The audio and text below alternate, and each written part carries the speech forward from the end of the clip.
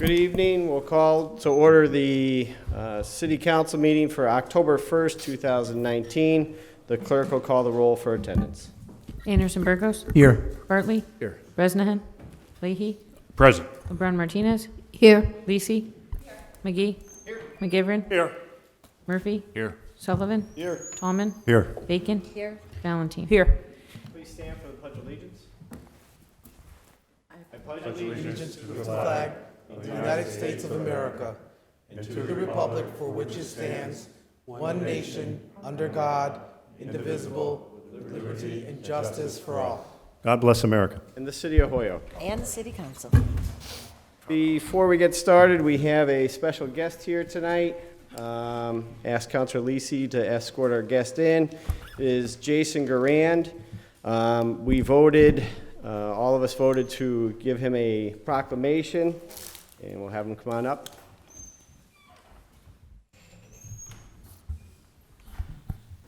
A little bit about him while he comes up. I've known him for quite some time, but a little background on Mr. Grand. He joined the Carpenter Union Local 108 back in November 23rd, 1988. He was hired as the organizer for Local 108 on September 18th, 1995, which then he was promoted to business manager of the Local 108 January 1st, 2019, of which within all this time and all the hard work that he was putting in for the New England Carpenters Union, he was merging the Western Mass Training Fund for the New England Carpenter Workers program, and that was done in the summer of 2010. One of the things that, reading over his bio that was very impressive was he was directly involved or responsible for over $10 billion.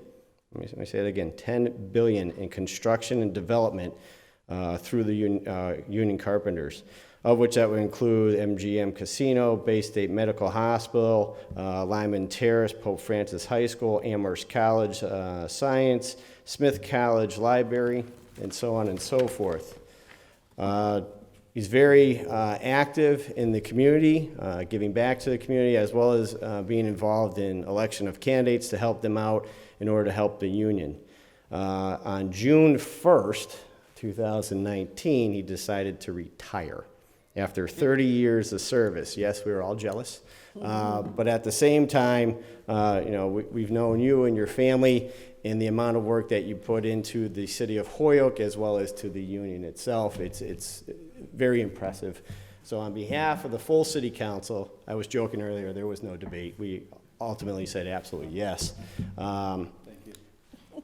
The city council would like to present you this proclamation to congratulate Jason Garand on his retirement and dedicated service to the city of Holyoke, the business manager of the local 336, because you changed over, I made that correction, and for all the work that you have done. Signed by myself as the president, the city clerk, Brendan Murphy McGee, this day, October 1st, 2019. Congratulations on everything, and thank you.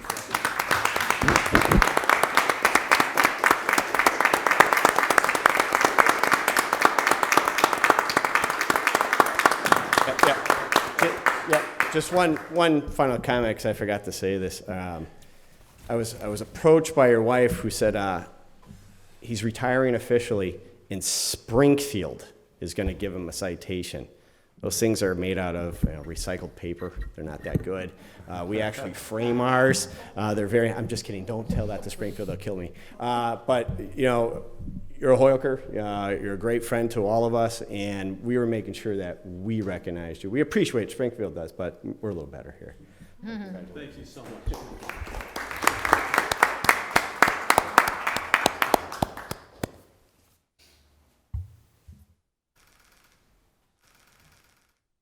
Speech. Okay, let me start with... Microphone.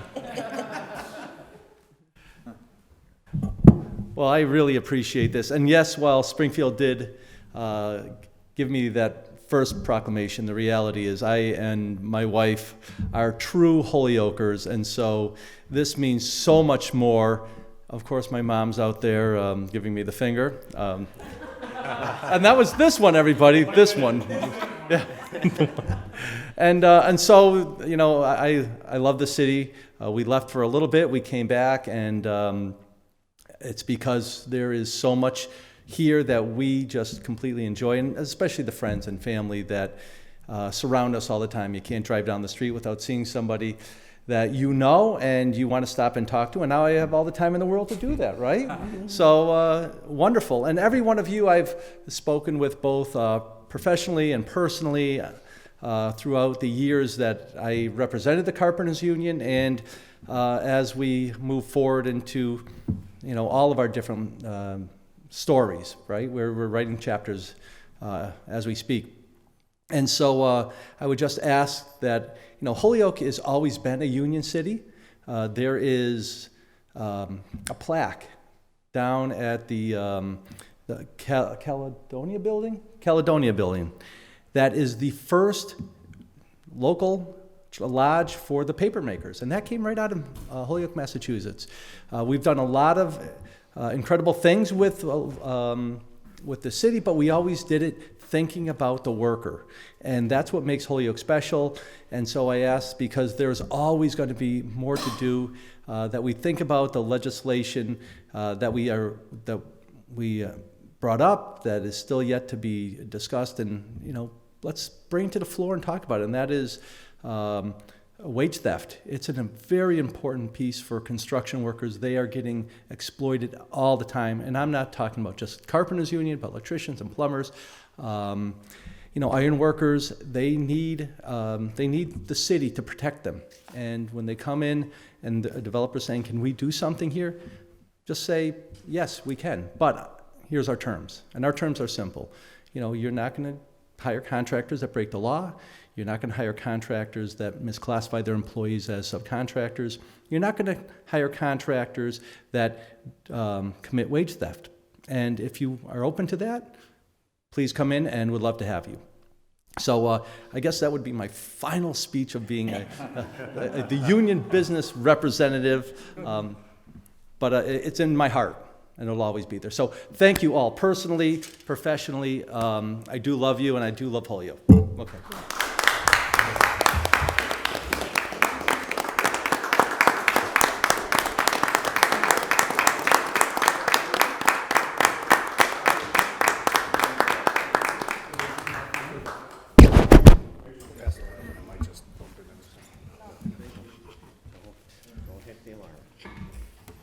Congratulations, brother. All of that, strong. Thank you.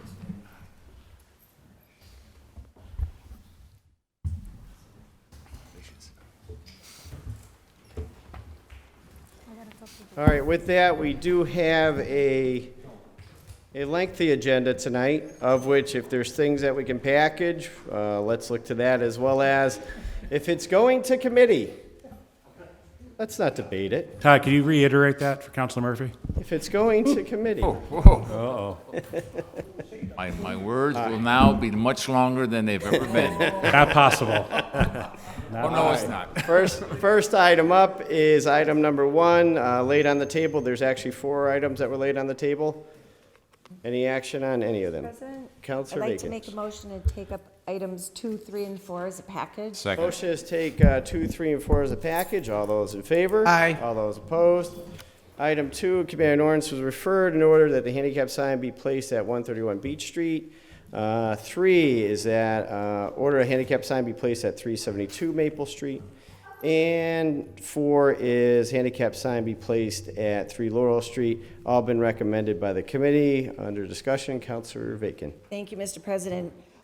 We were waiting for legal form due to logistics and timing between our engineer and the legal department, and we now have that legal form so we can move forward and get the signs up for the residents that need them. This motion would be to, So the motion, so we need to pass the first reading. motion is receive, adopt, pass the first reading. Anyone else under discussion? Hearing none. All those in favor? Aye. All those opposed? And motion to pass the second reading. Motion is to Second. pass the second reading. All those in favor? Aye. Aye. All those opposed? And motion that the passage be ordained. Motion is that the passage be ordained. The clerk will call the roll. If you vote Can I just yes. ask one question? Okay. Counselor Murphy. And I'm because I've had a lot of people asking me how to accelerate this process, and I know, it has to go to the Disability Commission, and I've looked at the ordinance, and I don't see where that is part of the ordinance. Is that a rule of the council, or? Yeah, it's supposed to go to the commission or to review the property to make sure it is in compliance with the ordinance about whether or not they have a driveway, all that stuff. Because I know since I've been on the ordinance committee, all but one have been passed, and the only one that wasn't passed was because they did have a driveway. So, I don't know if we can accelerate the process. I know I've got someone that I filed it on August 6th, and someone else that has been in contact with me about something that was in about 5 or 6 weeks ago. So, these are people that are obviously trying to take care of a major issue in their life, trying to get in and out of their houses. So if there's any way we can accelerate that process, I would certainly appreciate it, so. Mr. President. Yeah, Counselor Aiken. I would just note that in September and October, in September in particular, we had issues given unique voting situations that changed the schedule. And so normally it takes about 6 weeks, but sometimes we get caught up in logistical situations. But normally they move along pretty readily. Thank you. Any further discussion? Motion that was passed would be ordained. The clerk will call the roll. If you vote yes, you're voting for 2, 3, and 4. We pulled the name, and the name that came out tonight to start is Counselor Anderson Burgos. Anderson Burgos, Yes. Bartley, Yes. Bresnahan, Yes. Leahy. Yes. LeBron Martinez. Yes. Lisi. McGee. Yes. McGivern. Yes. Murphy. Yes. Sullivan. Yes. Tallman. Yes. Bacon. Yes. Valentine. Yes. Unanimous vote of the body. With your vote, you're approved. Mr. President, Yes. I'd like to suspend rules, take out of order item 21D, please. Second. 21D. Motion to suspend the rules go out of order to 21D. All those in favor? Aye. All those opposed? President, Yep. for the record, I'd just like to note that the 2020 St. Patrick's Day Parade Grand Marshal is in our presence. Hey. Well, that's part of why we're doing this. That's why we're doing this. Here, here. Noted. All right, so this is the Committee on DGNR who was referred in order that the council, in accordance with Master Law 30B and Hoyoke Procurement Ordinance, vote to accept the purchase of 45 Lower Westfield Road, $220,000. Motion would be to receive, adopt. Yeah, motion is to receive and adopt the committee report and to agree to the conveyance as described. Second. Under discussion, Councilor Bartley. Thank you, Mr. President. We have the local council here for the proponents, and we took them up in September. We had a great meeting, a great discussion. Just to orient everybody, this is about 3.68 acres. There's a little typo in the order, but it's 3.688, not 3,688. And so that we felt that this was a fair offer for the parcel. That it's pretty close to the Congregate House, pretty close to the former Geriatric Authority. We'll see somewhere in the back of the agenda, I'll have another order about that, because I think we know that's potentially going sideways. But this project looked like a really good one, a very interesting one. In essence, Mr. President, this is a development team that wants to build a housing model that's lacking in Holyoke, which are condominiums.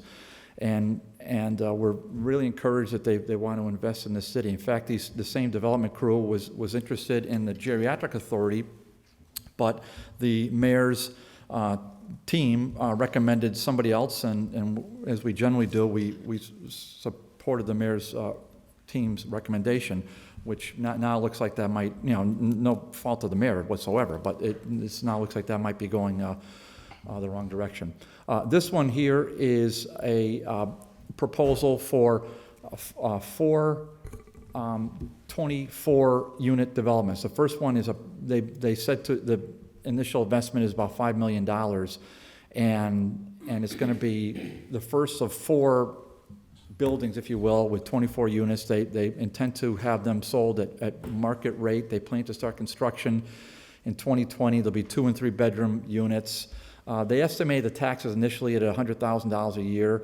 As Councilor McGivern, I think, pointed out, I don't mean to call you out, Joe, but I think he's very right in saying that the process will go through site plan review through the planning board, which, so there'll be traffic, there'll be other considerations that the applicant has to go through. But right now, what we're doing is the first step, which is we're saying, and this is a majority vote, Mr. President, this is not a two-thirds vote, it's just majority.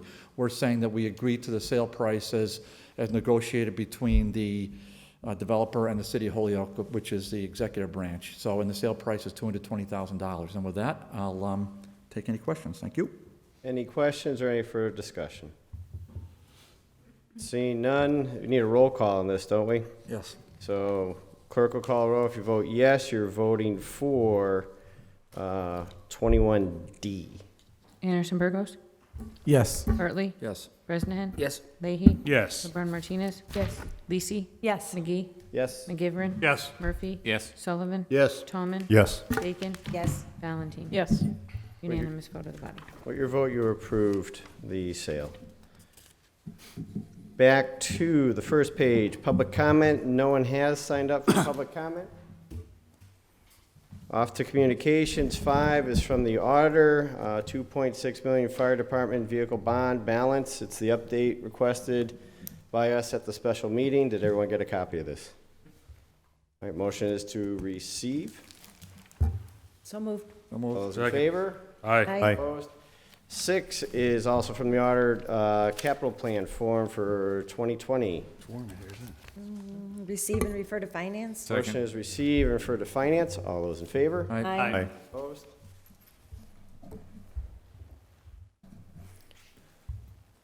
7 is from the auditor as well. It's the monthly budget reports and for the wastewater treatment plant. Motion to receive and send to finance. Motion is received, send to finance. All those in favor? Aye. Opposed? Mr. President, just, Yes. sorry. Yes? Go ahead. So I want you, I don't want to, just want to read, I just want you to read the order. I don't want to approve September 16th because they're just, it's not really the narrative that we're accustomed to, at least the one I got. Okay, so 8 is from the clerk's office and from our city admin, council admin. It's the minutes for September 3rd and for the special meeting, the 16th. And for the 16th, we have a question or an issue or, Well, I'll make a motion to approve the September 3rd minutes as written, but the September 16th, I'd really just like to see the narratives built out because it was just our raw votes. okay, so, You see, just some basic discussion. so motion is to approve September 3rd. Second. All those in favor? Aye. All opposed? Mr. Motion. President. Oh, Just a minor change, I agree with Councilor Bartley, on September 16th, just a minor change also. Yep. Adding the narrative, but it tells us that President Bresnahan opened the meeting. And why not? You weren't up on the podium. Councilor McGee was. So I guess I just make a, so make motion to table to then get yeah, just updated. put in some narrative, that's all. All right, so motion is to table the September 16th. Second. All those in favor? Aye. All opposed? 9, 10, 11, look, actually just do 9 and 10, I guess, is communications. Motion to receive. See. All those in favor? Aye. All opposed? 11 is from the police department, which is an updated list of the heroin ODs for 2018-19. Mr. President, if I Councilor may. Aiken? Yeah, go ahead. That's an order that I filed, and I think the update that they've provided to us is very informative. The reference that I made in filing the order was in 2014, we had 42 heroin-related OD calls resulting in 11 fatalities. In 2015, 83, resulting in 12 fatalities.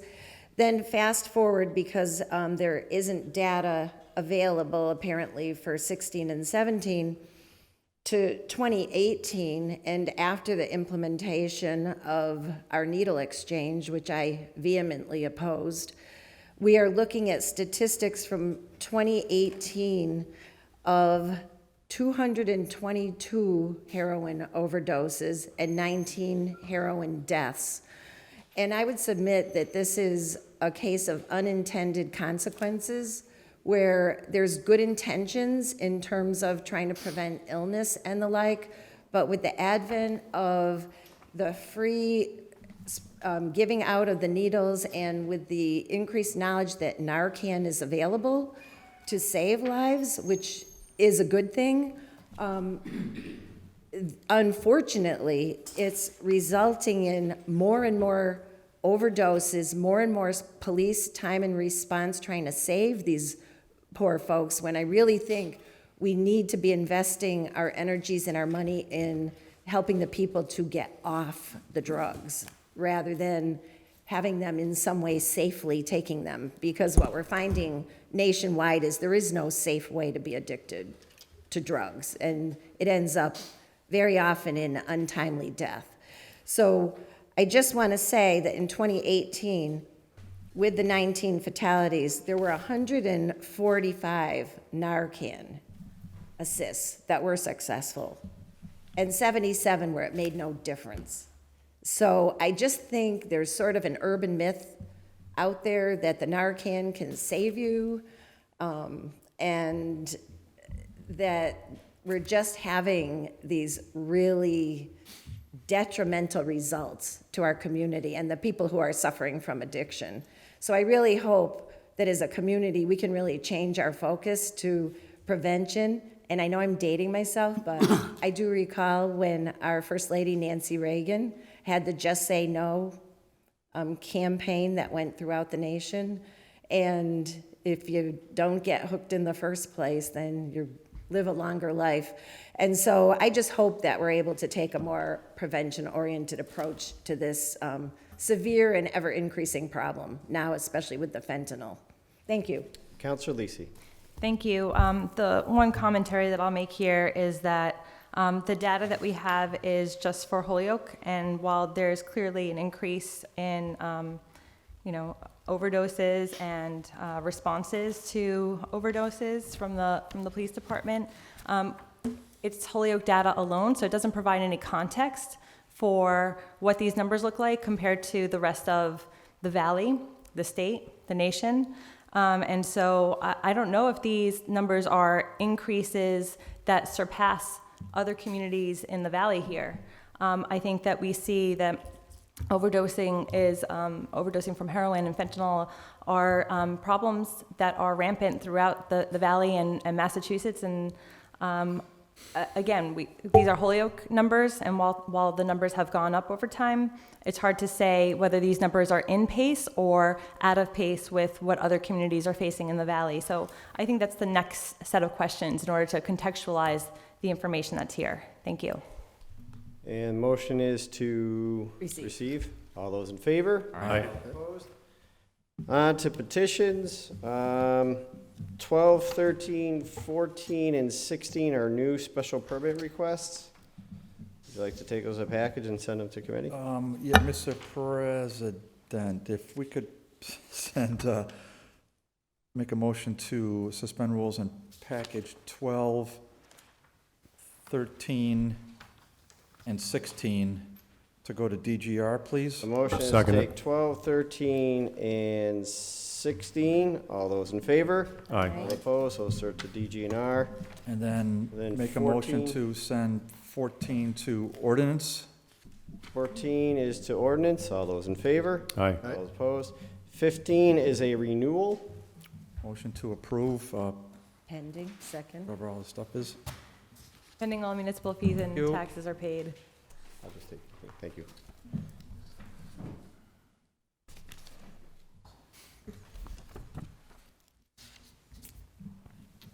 All the taxes are up to date, so motion is to grant the renewal.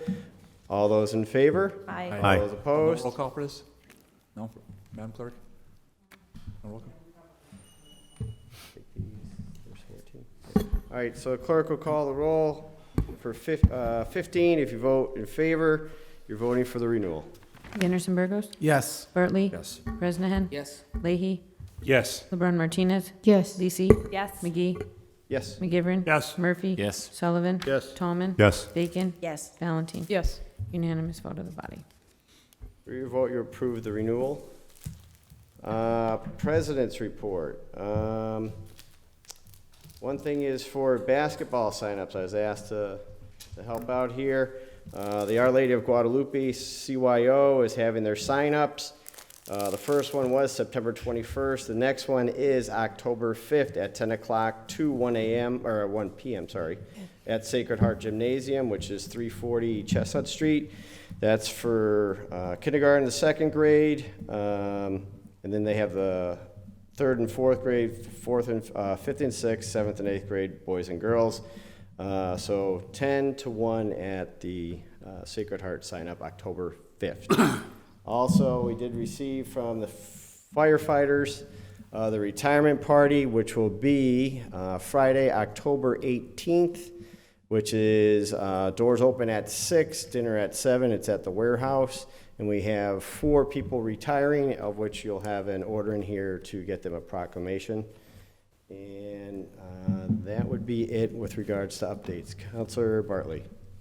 Just a real round of applause for Holyoke Police Department for all its incredible work in Elmwood. I did receive, relative to the numerous daytime break-ins, I did receive today at about 4 o'clock an email from the Chief of Police that they've identified the alleged perpetrator, that the alleged perpetrator is supposedly in Worcester, and that they are doing whatever they can to try to get him back to Hampton County. And I will, Holyoke Police's presence, along with the Mass State Police presence, has been, Mr. President, unprecedented in the history of that part of Holyoke. I can tell you with the police patrols and helicopter patrols, and really pretty spectacular. So thank you so much to Chief Febo and to the Holyoke Police Department for all their diligence. It's greatly appreciated. If I did forget one thing, and I do apologize, October 15th, we'll be giving out the proclamation here for Betty Medina. We did have a event yesterday. Everything's blending. Great job, Councilor Valentine, for the emceeing, as well as all the people that were involved. It was a great event. Councilor Leahy, you had an update. Yeah, I just have a couple of updates. I serve on the board of directors of the Holyoke Youth Soccer League, and tonight we canceled practice because of the humidity and the moisture in the air, because of the EEE, and we're going to be doing it as a day in, day out. So any parent of any child playing Holyoke Youth Soccer, your coach will reach out, look at Hello Holyoke for information. The second thing is we're going to be having a public service subcommittee meeting next Wednesday, October 9th, and we're going to be taking up the CPA appointment and also Mr. Sullivan's Whiting Reservoir subcommittee. And also I was asked Thursday, October 3rd, Nueva Esperanza, to which my counselor over there was talking about, is offering free Narcan training. That's at 6 p.m. And the last one I was asked to talk about tonight is Saturday, October 5th from 6 to 10. The Holyoke Public Schools is having a Hall of Fame induction ceremony, and we encourage everybody to attend. I didn't make the cut this year. You have to be an athlete. Well, definitely to make the cut. Councilor Lisi. Thanks. I just wanted to also note that on Thursday night this week from 5:30 to 6:30 p.m. there's going to be a peace rally at Donahue School, and that's a response to the noose that was found on the tree outside of the Donahue School. So that's again this Thursday from 5:30 to 6:30 p.m. And I know that this body did, finally pass a resolution to declare Holyoke a safe and accepting city. I hope and encourage, this body to be there and present for this event at Donahue. And in the meantime, I think it would be appropriate to take a moment of silence and offer reflection on what that symbol means in this community. So, for a moment of silence, everyone.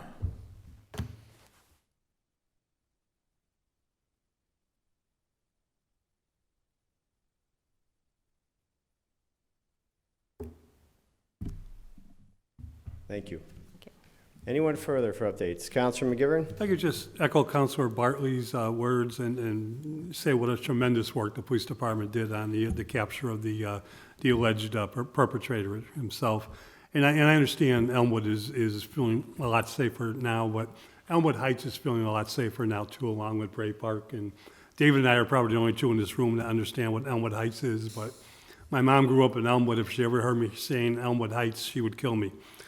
But it's a tremendous work because these people reached into a number of different neighborhoods, and the damage they did, it goes beyond just the dollars and cents. It goes into just the way you live your life, and you live your life in thinking about, who's next in your neighborhood. And I think the police department did a wonderful job on this. Councilor Bernard Martinez. I thought Mr. Leahy would say something in regards to the firemen's and the incident on Fairfield Avenue, giving I them will. acknowledgement for the great work they did. I just wanted to say that. Thank you. No, thank you, and I didn't mean to interrupt. There are several late files, but with regard to that, everyone knows about the fire on Fairfield. It was absolutely amazing what the firefighters, the police, AMT, every AMR now, I think they're called. I forgot the ambulance service. The job that they did was top notch. It was amazing what they did. And the two houses on the side, the way they were to protect those houses from not catching on fire, and how they helped the residents of that house. Also to be acknowledged are the neighbors. I was on that street and I watched an entire neighborhood, Morgan, Fairfield, Nonotuck, whoever it was, all of them came together. It was one big family. And that was very amazing and awesome to see everyone come together and help that family. So, not congratulations, but kudos out to the fire department, police, everyone involved, and especially the neighborhood to help out. It was, if you had a chance to see it, I know you saw it on the pictures and stuff, standing in front of it was, it's just shocking how bad that fire was and what they did to deal with it. We have orders, late files to address some of the issues that occurred, but take a look at what occurred and the work that was done, and I want to thank them for everything that they did. Anyone else, or Councilor Leahy? Just on that point, I was going to bring it up later with my orders. We are going to have Dave Conti come in and express the need of, the City Council, we did our job. We approved the bond back in December 2018 to get all these pipes redone. But I'll save that for our public service meeting. But I do want to let you know that I spoke with Phil Langevin today, and I'll just read briefly what he texted me. He just said that this community has been amazing. I cannot stop being amazed by everyone's help and compassion.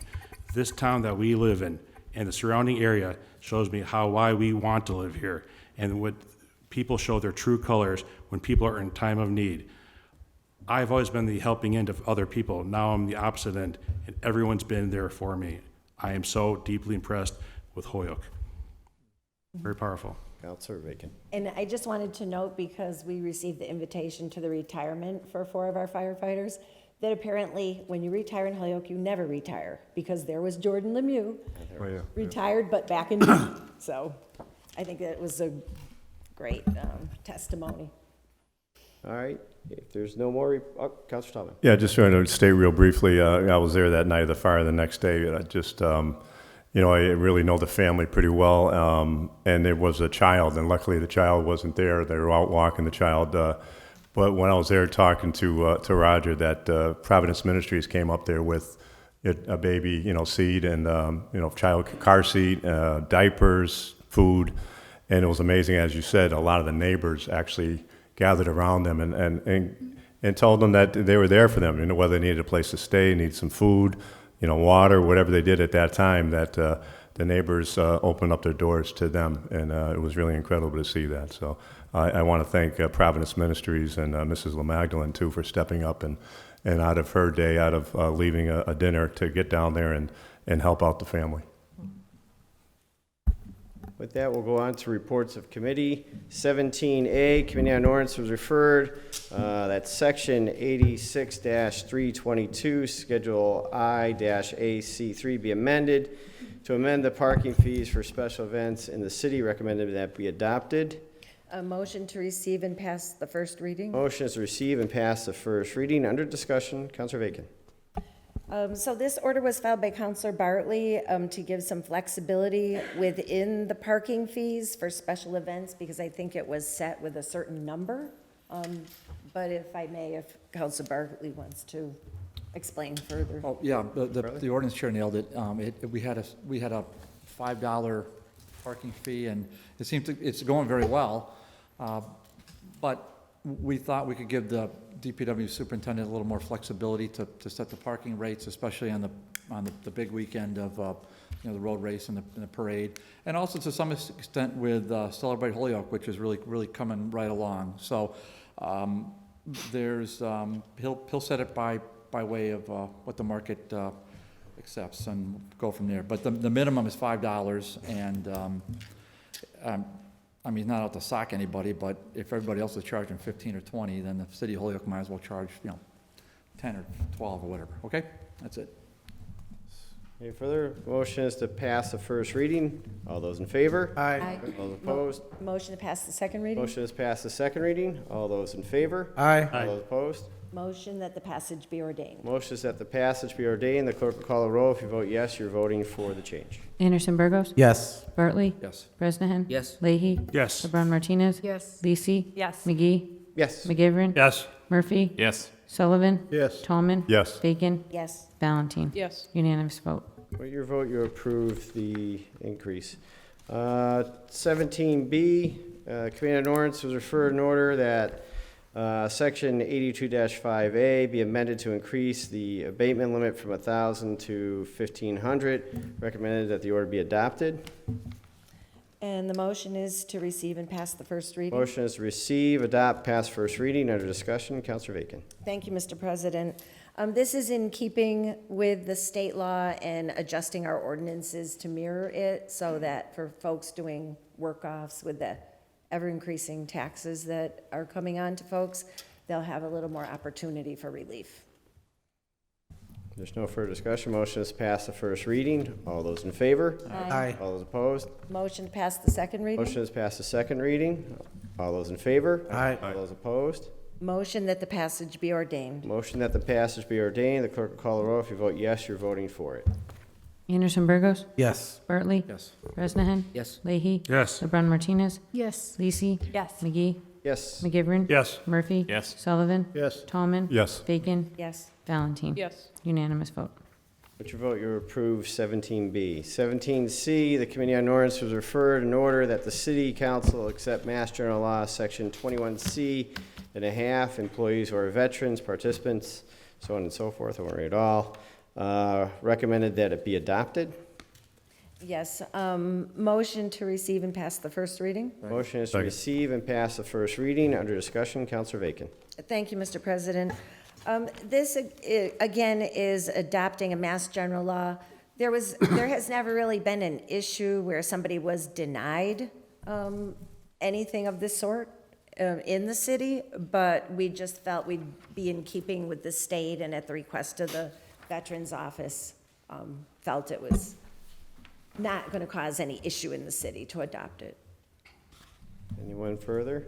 So the motion was to pass the first reading. All those in favor? Question. All Aye. opposed? Motion to pass the second Motion reading? is passed the second reading. All those in favor? Aye. All opposed? Motion that the passage be ordained. Motion is that the passage be ordained. The clerk will call the roll. If you vote yes, you're voting for 17C. Anderson Burgos. Yes. Bartley. Yes. Bresnahan. Yes. Leahy. Yes. LeBron Martinez. Yes. Lisi. Yes. McGee. Yes. McGivern. Yes. Murphy. Yes. Sullivan. Yes. Tallman. Yes. Bacon. Yes. Valentine. Yes.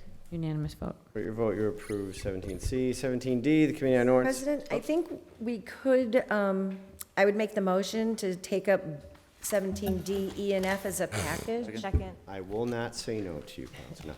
No. Motion is to suspend rules, take up 17D, E, and F Yes. as a package. All those in favor? Aye. All opposed? 17D, Committee on Ordinance was referred in order that the city engineer research a four-way stop sign is needed at the intersection of Ray Street and Dwight Street.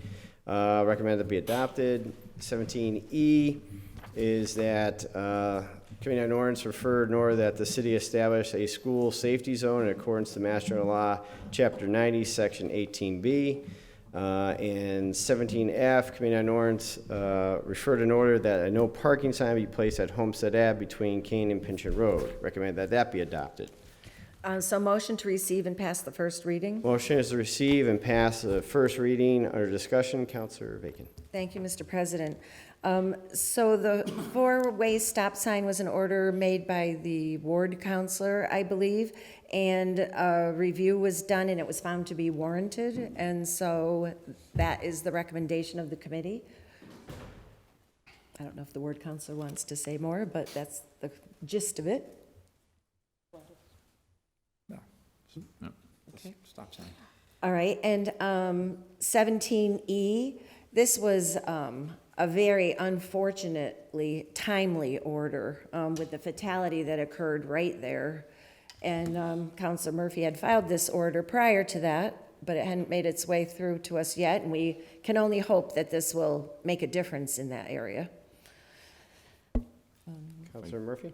Just like, first of all, thanks, thank Councilor Bacon for taking it up, and I want to thank the city engineer and DPW superintendent for trying to push this through, and it's actually going to be a safety zone, not a school safety zone, which actually provides some stricter enforcement. So people are telling me they've been waiting for it, so I'm hoping. Then I know the equipment has been ordered, and I've been told it probably would be in the next 30 to 45 days. So I'm hoping by the beginning of November we have the traffic lights at the beginning going north of the athletic field where the Holyoke Youth Baseball League is trying to do.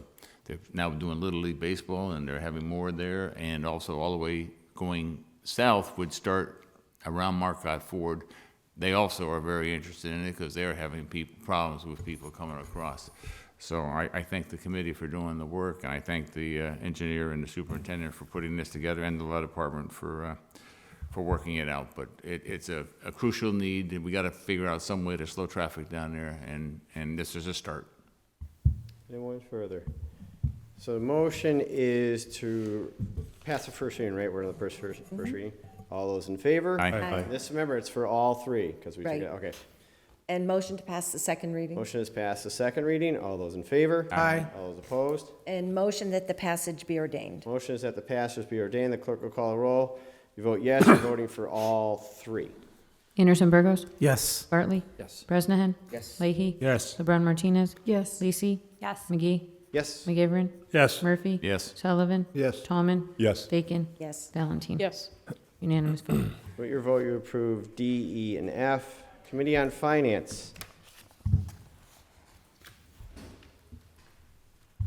Committee on Finance referred Cheryl Dugree from the Holyoke Retirement Board to accept the revision of Chapter 188 of the Acts of 2010 Municipal Relief Act, Section 19, and increase the cost of living, the COLA base for retirees. Motion would be to receive, adopt, pass the first reading. So moved. Under discussion, Councilor McGivern. Mr. President, the Finance Committee met last week, as you know, and we did have Mrs. Dugrey come before us to go over some of the issues with the COLA increase.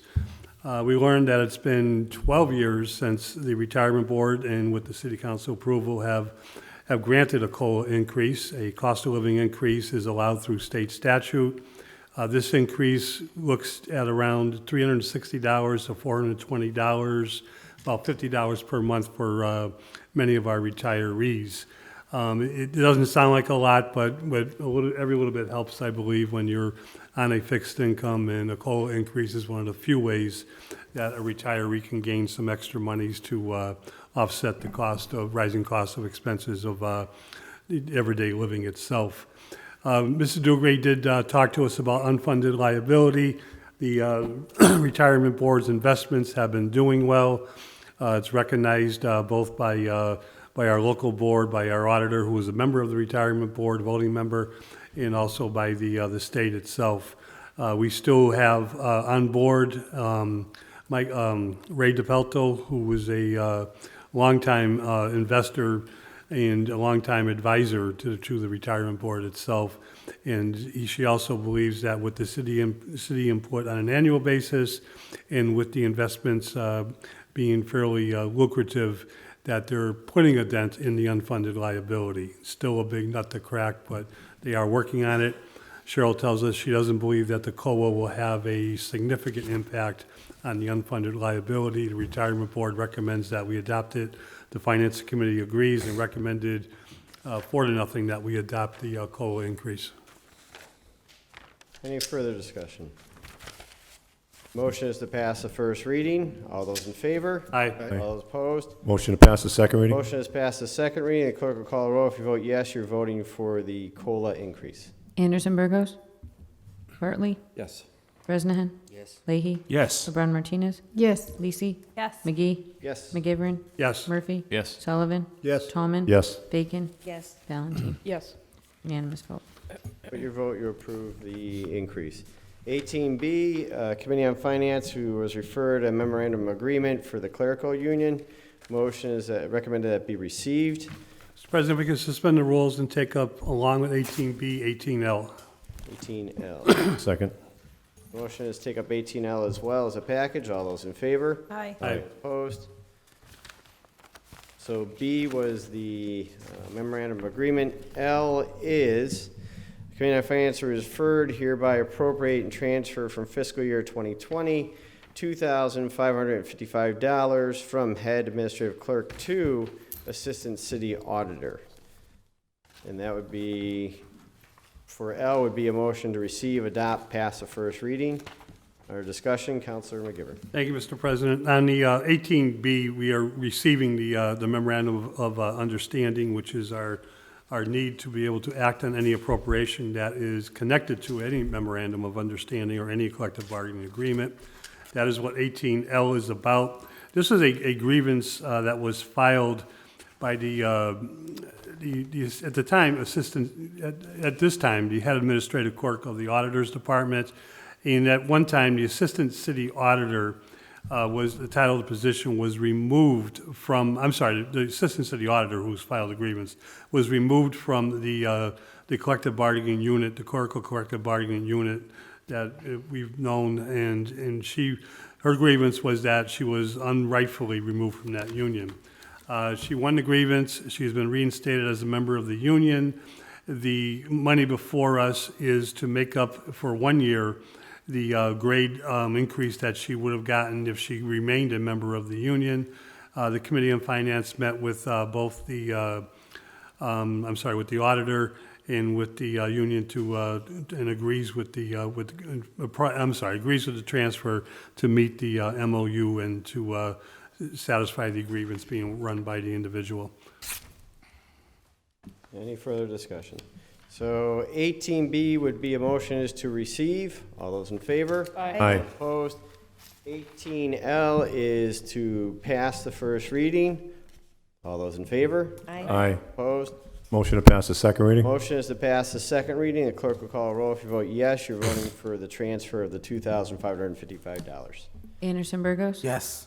Bartley. Yes. Bresnahan. Yes. Leahy. Yes. LeBron Martinez. Yes. Lisi. Yes. McGee. Yes. McGivern. Yes. Murphy. Yes. Sullivan. Yes. Tallman. Yes. Bacon. Yes. Valentine. Yes. Unanimous vote. With your vote, you approve the transfer. 18C, Committee on Finance was referred from Mass General Law, Chapter 44, Section 53A. The council hereby accept the Department Support and Initiative grant. Motion would be to receive, adopt, pass the first reading. Our discussion, Councilor McGivern. Thank you, Mr. President. We had Sergeant Hart, who is very much involved with a lot of the grants that are received by the police department, come in to explain this to us. This is a significant grant itself. It's $175,400. It goes into both for paying for dispatchers and for paying equipment. This year, the equipment is going to be $53,666 added equipment to our fleet of cruisers that will enhance both the connection with the dispatching unit and with the police officers that are in the cruisers themselves. The remainder of the grant, around $123,000, are going to be used for salaries. Some of that, he tells us, will be used for overtime. Some will be used for base salaries.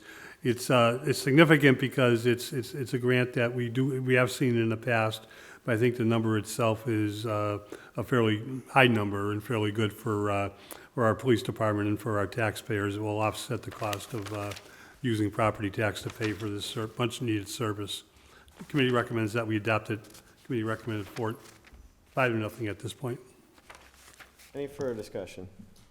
Motion is to pass the first reading. All those in favor? Aye. All opposed? Motion to pass the second reading? Motion is passed the second reading. The clerk call a roll. If you vote yes, you're voting for the grant. Anderson Burgos. Yes. Bartley. Yes. Bresnahan. Yes. Leahy. Yes. LeBron Martinez. Yes. Lisi. Yep. McGee. Yes. McGivern. Yes. Murphy. Yes. Sullivan. Yes. Tallman. Yes. Bacon. Yes. Valentine. Yes. With your, Unanimous vote. with your vote, you approve the grant.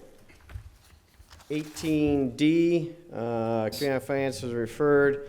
Appropriation be transferred into fiscal year 2020, $135.80 from inspections to head clerk and building inspector.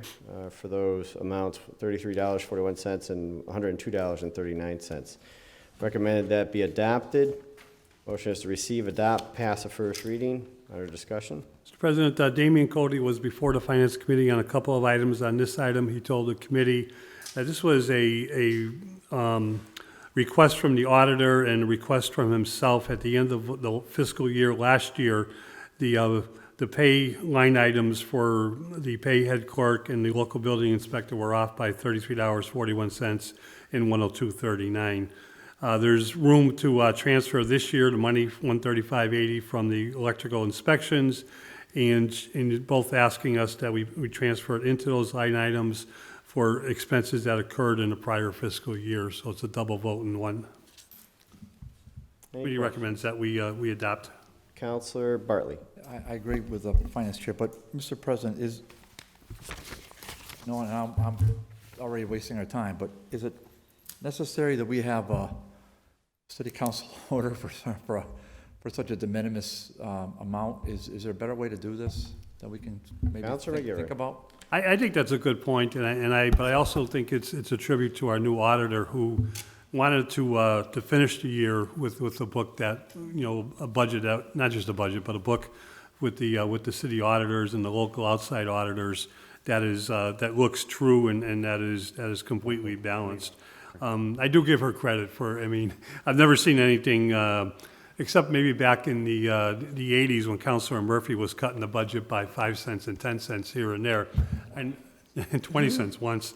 I've never seen anything, of this size coming before us, but I agree with Councilor Bartley, but on the other hand, I agree that, it's refreshing to see an auditor, bring it right down to this level. Well, it's also to pay last year's bill with this That year's also, money. yes. And that is the requirement that it happens. And we see it with bills from like the newspaper or something where it was a prior year bill. We have to approve it in this fashion. Councilor Lisi, and I'll go to you, Councilor Bartley. I was wondering if it was an artifact of the ordinance that we passed where the city council has to approve all transfers. This one, more for the prior year bills, it's a requirement. But Councilor Bartley? Right, I agree with everything Councilor McGivern said. It's great to have an auditor that's really kind of drilling down, but we already know that. I think we can maybe think about a better way to put a minimum threshold on. At least I hope we can. Maybe at some point we can consider that. That's all. All right, motion is to pass the first reading. All those in favor? Aye. All those opposed? Motion to pass the second reading? Motion is passed the second reading. Clerk will call a roll. If you vote yes, you're voting for the 135.80. Anderson Burgos. Yes. Bartley. Yes. Bresnahan. Yes. Leahy. LeBron Martinez. Yes. Lisi. Yes. McGee. Yes. McGivern. Yes. Murphy. Yes. Sullivan. Yes. Tallman. Yes. Bacon. Yes. Valentine. Yes. Unanimous vote. With your vote, you approved it. President, we suspend the rules to take 18E and 18S together.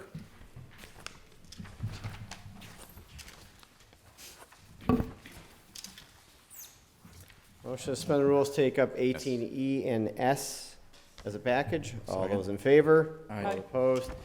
18E is to Finance Committee hereby appropriate $6,422 from library assistant to reference library. And then S is To finance, transfer $22,643.25 from lieutenants and firefighters to injured on duty. Motion is that they be denied. If we could, the committee report on one of them, 18E reads approved, but if we could deny each of them, that would be the recommendation the committee took on last week. So the committee voted to deny both 18E and 18S. Under discussion, Councilor. Very simple. Our auditor and Maria Pagan, although she didn't stay for the meeting, did tell me before the meeting that these orders are not needed. The library one is incorrectly worded and requested, although I think there's a new order coming in this evening. And the 18S was already been replaced in something that we voted on, where this is where the numbers were off. So they just asked us to give leave to withdraw, but as you know, we have to deny, vote up or down financial requests. So a motion is to pass the first reading on denying both. All those in favor? Aye. All those opposed? Motion to pass the second reading? Motion is to pass the second reading. The clerk will call the roll. If you're voting yes, you're voting to deny. Anderson What's weird Burgos. about it that way? Yes. Bartley. Yes. Bresnahan. Leahy. Yes. LeBrun Martinez. Yes. Lisi. Yes. McGee. Yes. McGivern. Yes. Murphy. Yes. Sullivan. Yes. Tallman. Yes. Bacon. Yes. Valentine. Yes. Unanimous vote. With your vote, you denied E and S. Any other packaging? Councilor McGivern. Not yet, but pretty soon. So 18F is Committee on Finance was referred 3,000. Oh, I'm sorry, Mr. President. I'm ahead of you, and I'm wrong. You're right. Could we suspend the rules and package 18F, 18H, 18I, 18J, and 18K? Second. So we have 18F, H, I, J, and K. All those in favor? Aye. All those opposed? 18F is from paralegal $3,840 to deputy commissioner. 18H is $8,583 from head administrative clerk audit to head administrative clerk veterans. 18I is $9,149 from sanitarian 3 to deputy commissioner. And 18J is $7,484.25 from head administrative clerk personnel to head administrative clerk veterans. And the last one is $12,591 from city solicitor to deputy commissioner. Motion is to receive, adopt, pass the first reading. Under discussion, Councilor McGivern. Thank you, Mr. President. Real quick, each of these transfers is going into two positions in our Veterans Department itself, one being the head administrative clerk, the other being the deputy commissioner. Reminder that this started with the budget process last June, and we found that these items were not budgeted for, and two replacement position line items were voted down by the city council for further review. That left us with no line items to pay for the both these positions. We quickly adjusted for, I think it was 2 or 3 months with a transfer earlier this year. These transfers would get these two positions as they stand now through the end of the fiscal year, give or take an insignificant amount of money. More important, the transfer items that you're coming from, I asked the auditor to, if she could not do it, to have the department heads in. We did have one department head in, which was Sean came in from the Board of Health. But each of these positions that are being transferred out, at the time of the transfer and the amount of transfer, these positions were vacant. Although 2 of them have been filled since then, there's still enough money left in the line item to pay for the rest of the fiscal year. So this was money that was identified by the auditor and agreed to by the department head to allow to be transferred over to pay the 2 positions over in the veterans. The committee recommends that the transfers be adopted 5-0. Any discussion? Any questions? Councilor President. Mr. President, do we have a city solicitor? We have an acting city solicitor. Would the acting city solicitor be getting paid out of the city solicitor's line item? I I think she has her own account, I do believe, but I'm pretty sure it's coming out of the line item that, To me, it just seems that this is, I don't remember voting for this, and we had discussions about it during the budget. This just seems like a very sneaky way to put positions in your line, in your office. I'm not gonna vote for it, because it's gonna be, once we transfer money from every department to fund a position, then imagine trying to get rid of that position. I just, creating a position has to go through the right channels, and this did not happen that way. I don't agree with this. I think that, the deputy commissioner should have been vetted a little further, and now we're taking money out of a city solicitor line item. We should just get rid of that line item in the future for those of you. What if we're not gonna have a city solicitor, get rid of the money. Why are we having that money? So we can put the money in there and transfer it to another position, because just we're creating a position? There was never this position before, so we're just transferring money around. So maybe next year, somebody will have the courage to cut the city solicitor's position. Counselor McGivern. Just clarification, the positions we're transferring in were the existing positions, not the new proposed positions. And we're doing so that both the individuals who've held these positions for some time can be paid. And again, the money is coming from the acting city solicitor. The law department has been moving money around since the last city solicitor left. Crystal's been filling in as the acting solicitor, and I mean, I'm not sure what the mayor's intentions are, but at the moment, that's why that line item's not being used. It's not filled. Yeah, just, Counselor Breslin. Sure, it's called the shell game. That's what that's called. Just for clarification for everyone, the current positions in the Veteran Department have not changed. Counselor McGivern is correct. It's the same positions as before. However, when we were doing the budget, we had to cut it in order to come back and then fill it. Therefore, our auditor went to areas where they had postings out there in order to fill a job. If it wasn't filled yet, she was taking the extra in that line item and applying it to this to fill it. Yes, with regards to the city solicitor, it has not been filled, so they did take money from that position. I'm not going to argue that point, but the other monies are from accounts where there was left over because they hired someone, just call it a month into the program, so it was a month of money there. Councilor Bartley. Right, so I do agree with Councilor Bresnahan, right? This is, right, so the whole story was that they were creating a position to the budget process. All right, that's what happened, Mr. President. That's the whole story, Mr. President. You created the positions through the budget process, not through an ordinance. That it passed in one department, it passed in the building commissioners. That one passed this body by 7-6. Okay, that one survived. This one did not, Mr. President. That's what happened.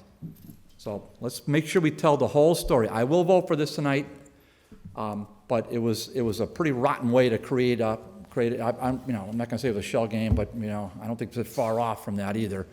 So now we have to play these machinations and moving departments. Well, the department head said okay. Well, of course the department head is going to say okay, Mr. President. The mayor comes to him, listen, we need the money. This is, we'll help you down the road. I mean, that's what happened, Mr. President. The department head, especially somebody so new like at the Board of Health, what's the gentleman going to say?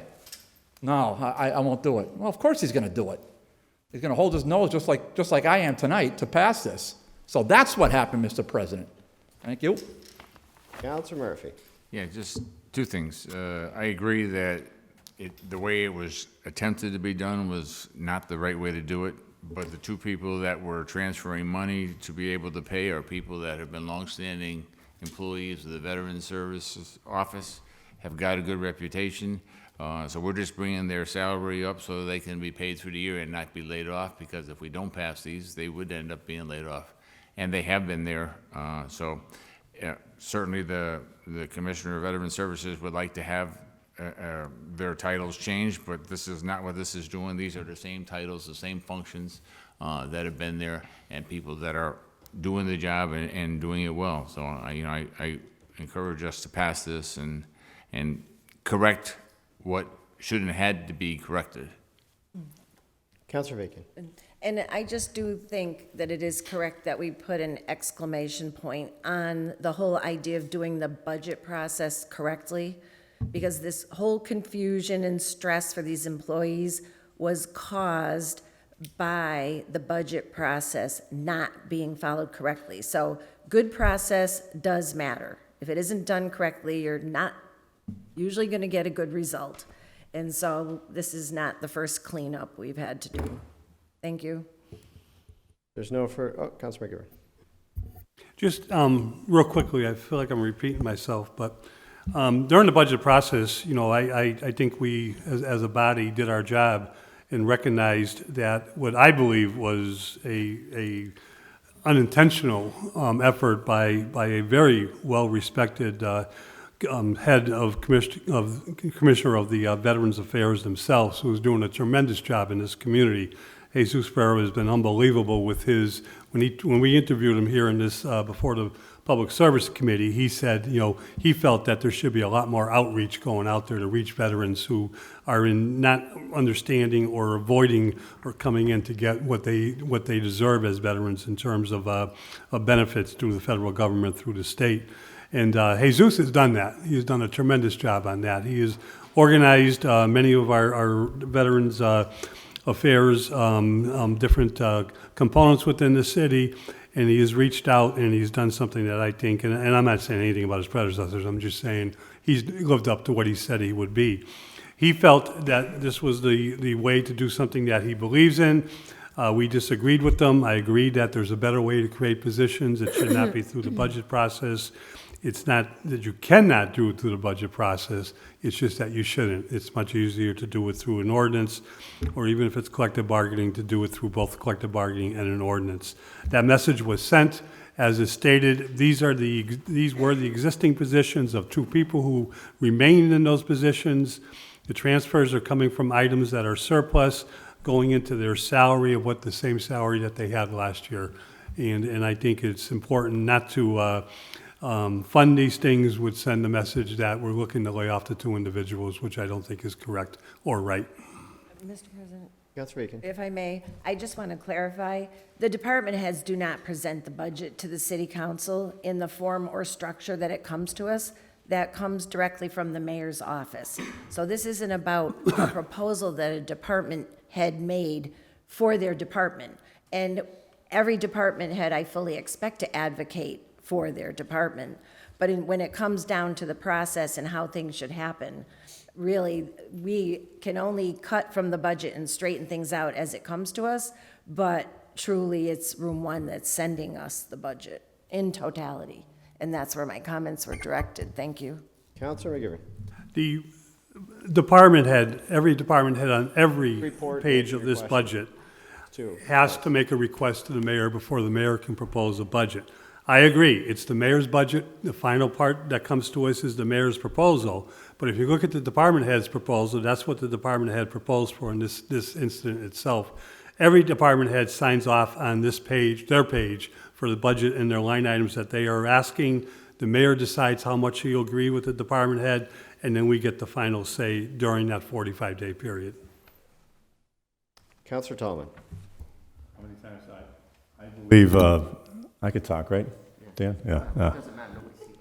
No, I know. I think what was done was improper, you know, by them coming up with this in the budget. We just have to move on from this. We have to fund those two positions for employees that have, as Councilor Murphy stated, longtime employees that do the job for the veterans. And, you know, it's something that maybe we can learn from, that maybe the mayor can learn from.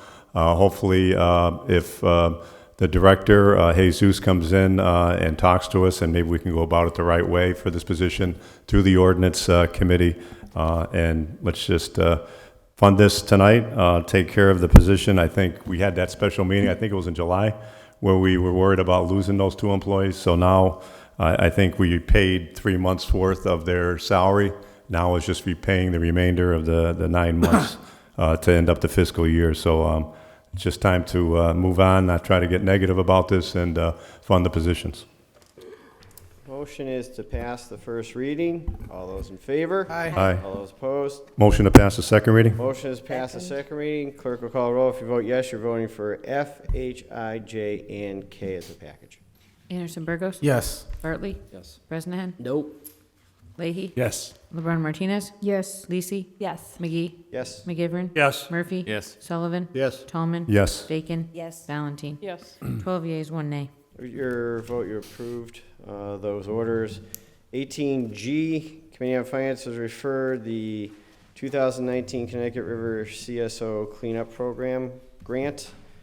Motion is to adopt, so motion is receive, adopt, pass the first reading. Under discussion, Councilor McGivern. Thank you, Mr. President. We had the city engineer come in to answer questions and to talk about this grant. For I think the first time since we've seen these CSO grants, and knowing that we are mandated by the federal government to clean up and make sure all water that comes through our sewer systems is treated before it goes into the Connecticut River. This grant itself is very much a blessing in terms of dollars, and very much a message that I think finally the city of Holyoke during a fiscal year is coming out on top. What we learned is that this particular Connecticut River Cleanup Committee that controls the grants, that I believe are federal monies that come through the state, usually split the monies with the city of Holyoke, Chicopee, and Springfield. This year, they received a total grant of,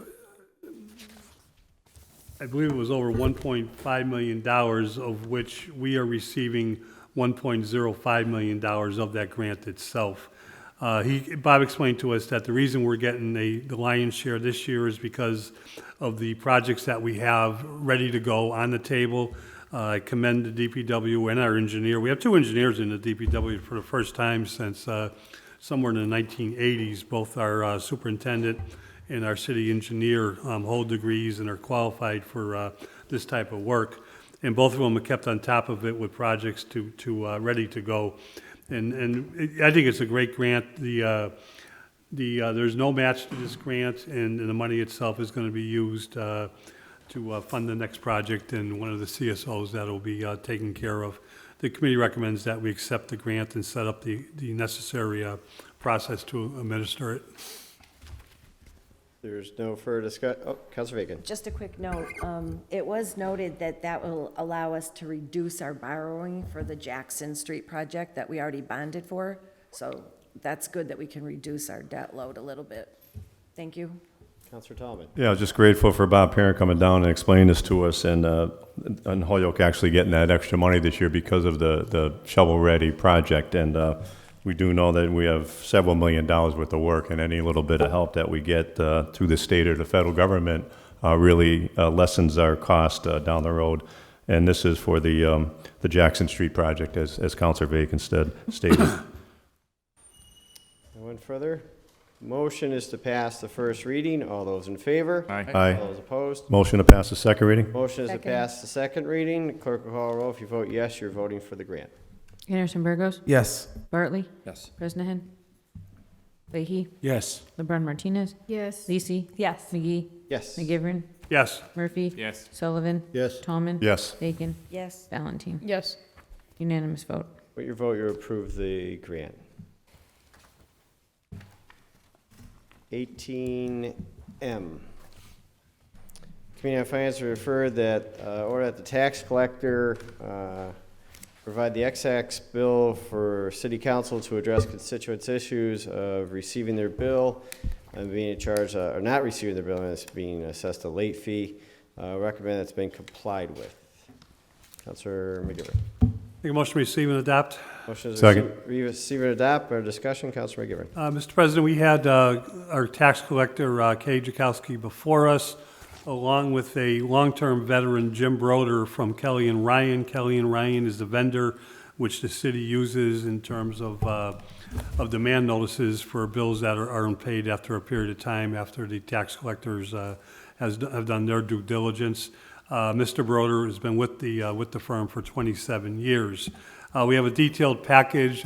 We did ask Ryan to make copies for everybody, but the package goes back for a period of 5 years, showing demands that were issued, bills that were mailed, demands that were issued, and a percentage of collection. Mr. Broder explained that even the mailing with the post office is carefully monitored. They do a weight and understand that the some 20,000 bills a year can go out. And when they do so, they make sure that they have an accurate count of what's being mailed out. The tax collector monitors what is returned for a bad or failure to have the correct address, or in case of a new address that's changed, and the bill is isn't able to be delivered itself. They also explained that they monitor that if people come in and say they didn't receive a bill, that they look for the returned bill itself. A series of questions, this was Councilor McGee's order, I believe, and a series of questions were asked. One of the significant numbers, and I'll turn it over to anyone else that wants to talk, is 80% of receipts are paid on time, and the collection rate is above the 80%, is what they're going for to get those in arrears. After the second demand notice, a fee is assessed to the fee is assessed to the bill itself. The committee recommends that the order was complied with the explanation from the tax collector and Mr. Broder. Motion that's been receive and adopt. All those in favor? Aye. Aye. Opposed? 18N. Oh, Mr. President? Yeah. Just go back to that just real quick. I know we were going to run it that fast. It cut me off. Just want 18 Mr. Kowski. Oh, back to 18. Mr. Kowski did a really outstanding job, Mr. President. I just want to compliment her on her efficiency, and she got right back to me on my question I had the very next day with a very thorough answer. So I think she's a real credit, in my opinion. So I just wanted to make that statement. Thank you. Counselor Tallman. I just want to throw a little statement in there because there was remarks that night about the Postal Service not possibly delivering some of this mail. I'm a proud retired carrier and several years at the Postal Service, and all my fellow carriers do an exceptional job of getting the mail delivered. So, and he did state that, Mr. Broder, that night, that it's very rare that you'd have they track the numbers in the envelopes. It's very rare that that many letters and bills would be missing. So I just want to stick up for my fellow carriers throughout the country that very proud of you, and keep up the good work. Around the world. I think he said that the errors have gone up since someone retired, but I'm not pointing out. Counselor Bacon. Just one quick thing, just to say to the public, don't blame the collector's office if they can't waive the $15 fee, because the State law. state does not allow it. That's right. Anyone further? All right, on to 18N. Committee on Finance was referred in order that the mayor, school receiver, the law department work together to provide a legal contractual commitment for the school department to provide a payment of $1 million each year towards the bond payment for the two middle schools. Debt exclusion question. Please report back to the City Council by September 17th. Having considered the same, recommended that it's been complied with. Under discussion, Councilor McGivern. Thank you, Mr. President. We had a number of people before us on this order. Of course, it's related to the ongoing saga of trying to figure out the middle school proposal themselves. But this particular order talks about additional revenues to offset the payment of any future bond for any paying of new schools within the city of Holyoke. The schools prior in the year, I believe it was Councilor Murphy and other city councilors, had requested what the schools could contribute and what they could commit legally in terms of long-term commitments, knowing that mayors, school committees, receivers, superintendents, and personnel do change over the years. So we started first with our acting city solicitor, Crystal. I think everybody received an email, gave us a one-page note to the legalities of being able to enter into a long-term agreement with the schools. As we know, Chapter 70 monies are, and there's some good news about Chapter 70 monies, which was briefly discussed last week. But Chapter 70 monies are earmarked for education. Chapter 70 monies come from the state, and the good news is that the formula is finally recognizing that gateway communities with a significant low-income population have a tendency to have a very high special needs demand within the schools themselves. And they're going to separate the formula out for Chapter 70s to match that demand by the student and not by just by the community itself. That would relate to a significant increase in Chapter 70 monies over the next 10 years. Essentially, though, next school spending is what creates the hiccup in terms of a long-term agreement. As we know, net school spending is a demand that each community receives Chapter 70 monies must meet their net school spending. We do so fairly regular. Sometimes we've even gone above net school spending. Sometimes we've been noted that we were below net school spending. It's a moving target that isn't actually analyzed until the end of the school year. And if we are below, it's usually not by anything significant, and we make it up the next fiscal year.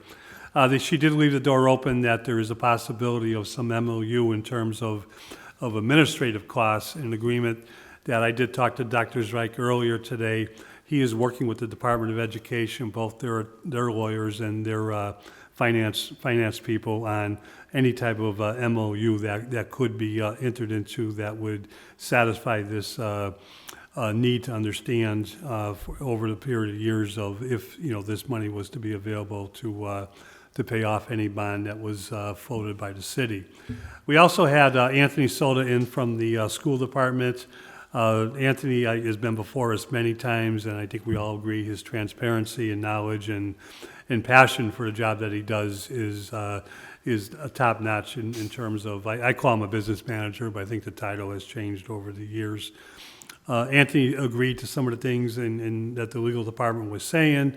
He did let us know that, that Dr. Zweig, Dr. Zweig told me today, is working on an MOU, and we'll be working on that in the future to try to get us some language that will make sense out of this approximately $1 million that could be used to offset the monies over the years. We agree that the order was important, understanding that there's a vote coming up in November on this, and understanding that the more information we can get out to the voters, the better equipped they are to make their own personal decision on this. So we recommend that this order was complied with, and that we forward it to the full city council for discussion, and hope that you agree with us that the order is now complied with. Councilor Murphy? Yeah, again, I thank the committee for taking this up.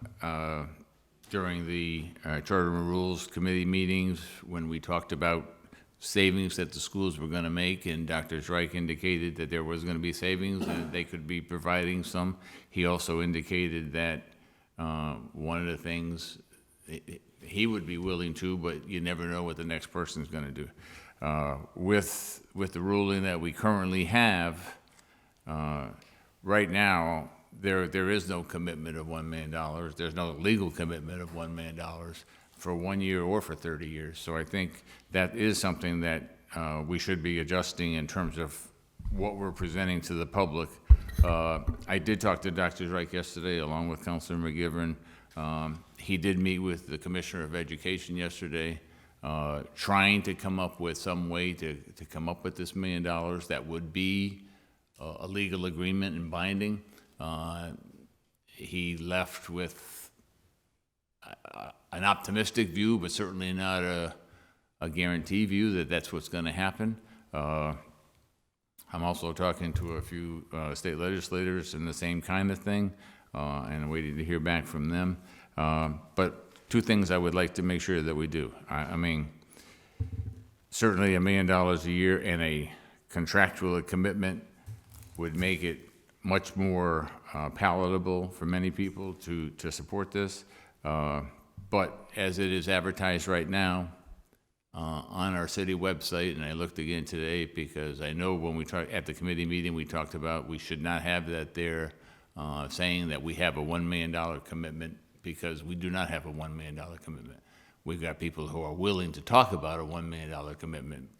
So I would strongly encourage the mayor or whoever's in charge of the city website to make that adjustment. That right now we're talking, the estimate based on is $2.8 million a year, not 1.8 because of the $1 million. I know Dr. Streich and Anthony Soto both talked about their willingness to try to do something, but that's what that is, and I don't think we should be presenting that as a guarantee to the public. Councilor Vacan? Thank you, Mr. President. Could I ask your indulgence to please read the legal letter into the record? Because I think it went to the Finance Committee, but I don't believe it came to the full council. I don't have it. I have it. Can you read it? Because you have it in front of I you? can try to read it. You have glasses. Okay. Jeez. So, Good luck. dated September Go 25th. get him, Terry. To the City Council, dear councilors, this communication is response to the following order before the City Council. It was the order that I filed along with Councilor Sullivan and I think several others regarding a $1 million payment under a contract agreement for 30 years. The letter goes on to say the Commonwealth School Finance Statute, Chapter 70 of Mass General Laws, establishes an annual net school spending requirement for each Massachusetts school district. Further, it allows for certain administrative costs to be paid to the city on an annual basis for accounting, procurement, and treasury services performed on behalf of the school department. Due to the regulations of net school spending, and this is the key point, the school department and the city may not contract for a strict repayment toward the bond necessary for the new school development project. However, through various service level agreements and the school department's ability to reimburse us for indirect costs allowable under net school spending, the school department, pursuant to the guidelines of Mass Department of Elementary and Secondary Education, can provide additional revenue to the city. If you have any questions or need anything further, please feel free to contact me, and it was the Assistant City Solicitor, Crystal Barnes. Thank you very much. Thank you. And if I may. So just to be clear, the current administrative contract that we have with the schools is for $150,000 a year. So we would have to either provide a huge increase in service to the schools in order to justify a change in that contract, which is potentially doable, but I'm not sure where we would find that within our city abilities in the budget that we currently have. And I don't question the intentions of people who want to do things in this arena. However, I did bring it up at the committee meeting, and I echo Councilor Murphy's request that our city website, on which it is the very first article that people click on, there is a graph that documents that the schools will be paying $1 million a year against the bond. And that really does need to be corrected, because it is just incorrect information. Thank you. Councilor Leahy? Yeah, just very quickly, I just want to talk about this $1 million that the school committee or the school department said that they're going to be handing over to us. A couple of things kind of concern me. One is I know that there's going to be fewer costs associated, like duplication of services, busing. Dr. Zarek had talked about that, but the fact that they have $1 million additional dollars in their budget from all that, that's a lot of money. And the second thing is, I do trust Dr. Zarek. I think he's doing a good job, and who knows how long he's going to be here. And I do believe in a handshake deal with him. However, after him, I don't. Quite frankly, I don't believe in any sort of handshake deal, because look what happened to us with the state with the Quinn bill. The Quinn bill said that they're going to be funding this, forever. And guess what? They stopped. And we don't have any sort of deal. But yet we, the good people of Holyoke, we're still funding the Quinn bill. So I don't think this is going to happen. If it does, I'm excited about that. I do think in Dr. Zarek's time it will. But when he either retires or moves on, what then? So that's something that concerns me. Thank you. Councilor Lisi? Thank you. I just wanted to make one quick point, and that the projected savings from the two new middle schools is $4.5 million, and of that $4.5 million is what the schools are saying that they'd like to dedicate to the debt exclusion bond repayment. So one question that I have, and I'm not sure if the committee chair will have the answer to this, but isn't an MOU a legally binding document? So if we actually do sign an MOU with the school department, then we would have that, sealed deal and commitment from the schools over time? No. The letter just said no. That's not exactly what I heard the Hold letter on, say. Councilor McGivern. I'm not going to pretend to be a lawyer, Mr. President, but I think it's a good question by Councilor Lisi. An MOU, what Dr. Zweig, if I understood what he's trying to do, was through the state and get state approval, which would be interesting because the state certainly is cognitive of what net school spending is and cognitive of what's going on in the city of Holyoke. And I think until we see the MOU, we can't fully answer that question. One thing that Dr. Zweig did point out to me, and I was not reluctant, but I wasn't sure if I should bring it up because it kind of made a little bit of sense, is it was only 2, maybe 3 years ago or so that during the budget process, when we were unhappy with what was going on with the Suffolk Street lease, we withheld money from the school department specifically to pay for the lease. And Dr. Zweig said he, by the city council doing that, was forced to not just renegotiate the lease, but renegotiated the amount of space that they rent from Ocano and reduced that, at that time it was like $280,000 or something annual cost. Down $320 at one time, thank you, down to $100,000 or $105,000, which it is now. And it was because the city council had the leverage to withhold the money. So if, and I'm not a lawyer, there is some type of understanding that is put in writing, the city council in the future will have some recourse to be able to go after any future department or any future committee that decided they didn't want to pay the money in a given year. Councilor Lisi, does that answer your question? Or? I think it does. I mean, what I hear Councilor McGivern saying is that he's not a lawyer, so he's not going to weigh in on the MOU question, but I think that when we accept the MOUs from all our bargaining units, we understand that to be a contract of sorts, so that we're committed, just as the other end of that contract is committed in this partnership and agreement. And then the second thing is that there's a fail-safe to an extent where the city council has the ability to withhold money from the school budget during the appropriations process. So there is a fail-safe. The city council will be able to ensure that the city is getting the $1 million from the school budget that it needs to. Councilor Murphy. Yeah, again, two things that I think Dr. Zweig is trying to find out if the State Commissioner of Education and that office can in fact allow some kind of binding legal agreement to commit for 30 years worth of payments and X number of dollars.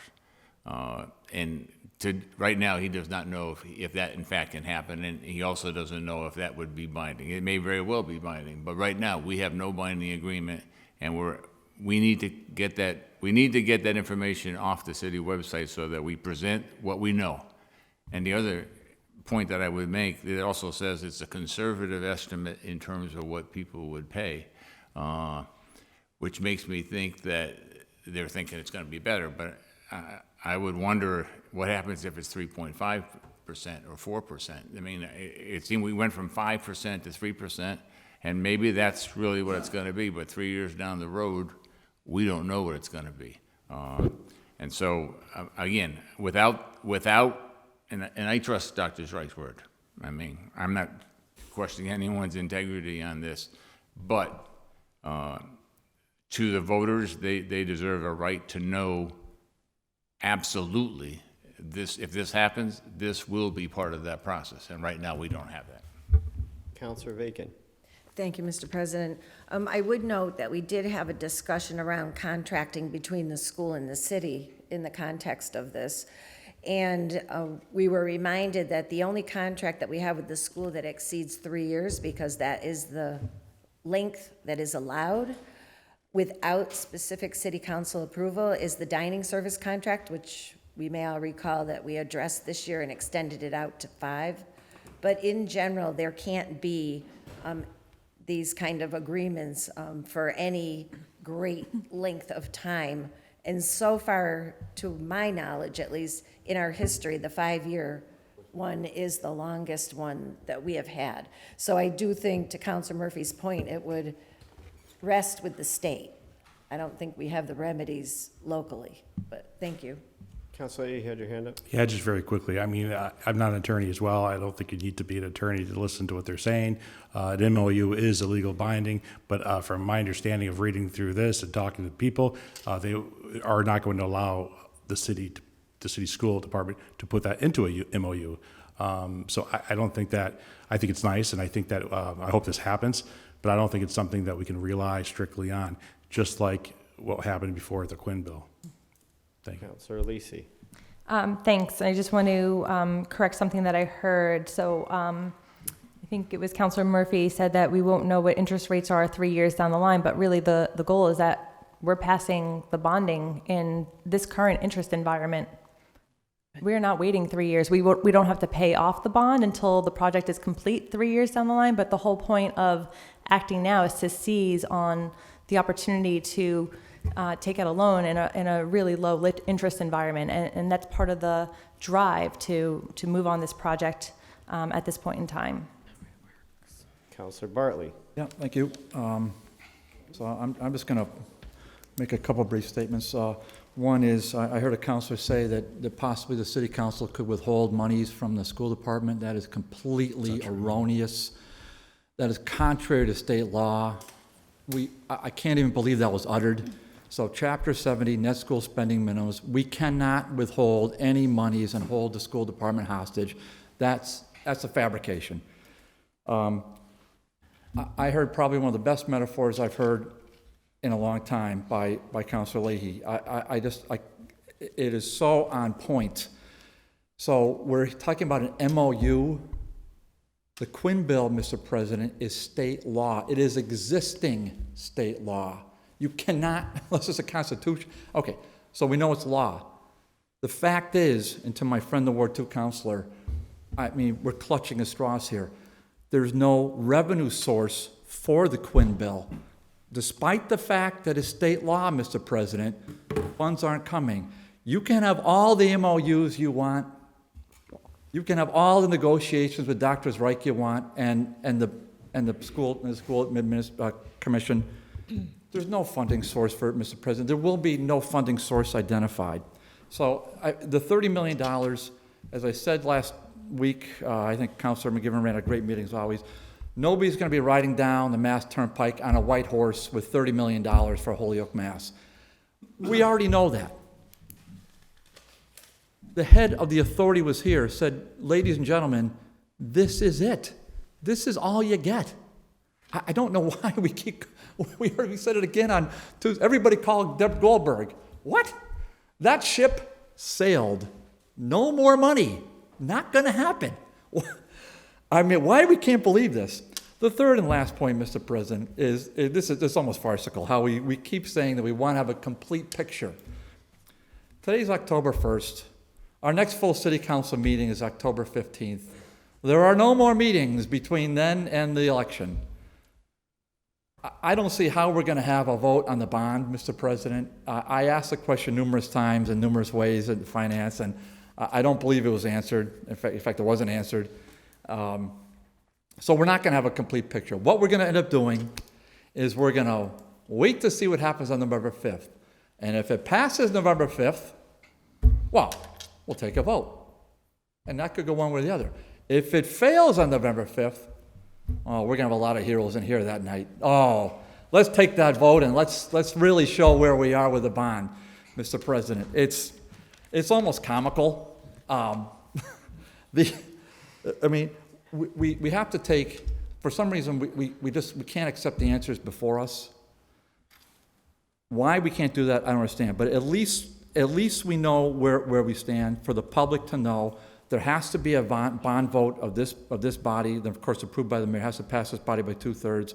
The public should at least know that vote is looming, and that's going to be ultimately, Mr. President, the tail of the tape. Not the vote of the public. It's going to be ultimately the vote of this body on whether or not to pass the bond, Mr. President. So whenever that vote happens, that's when we'll decide.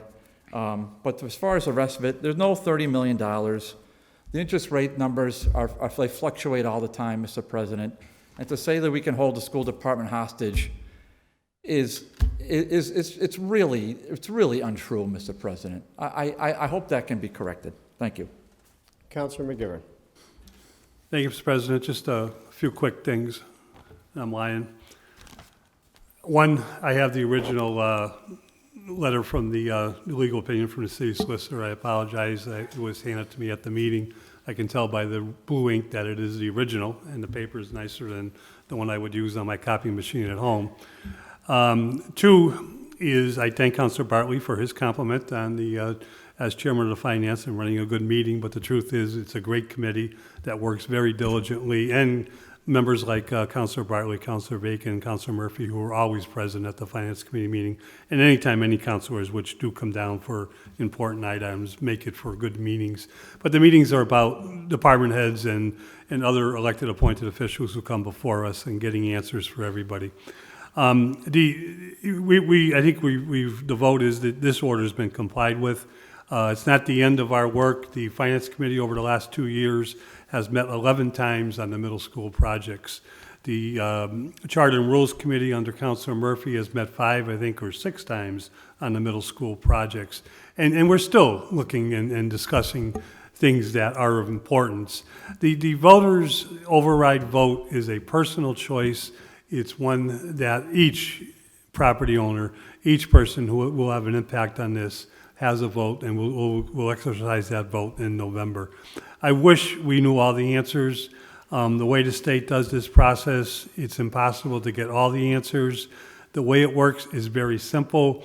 The projects, the master plan, which I agree with, I didn't at first, but this city council voted twice for the master plan, once with 1 middle school, a second time with 2 middle schools, is to get the older kids out of the elementary schools. The master plan isn't about middle schools, because the real problem is our elementary schools.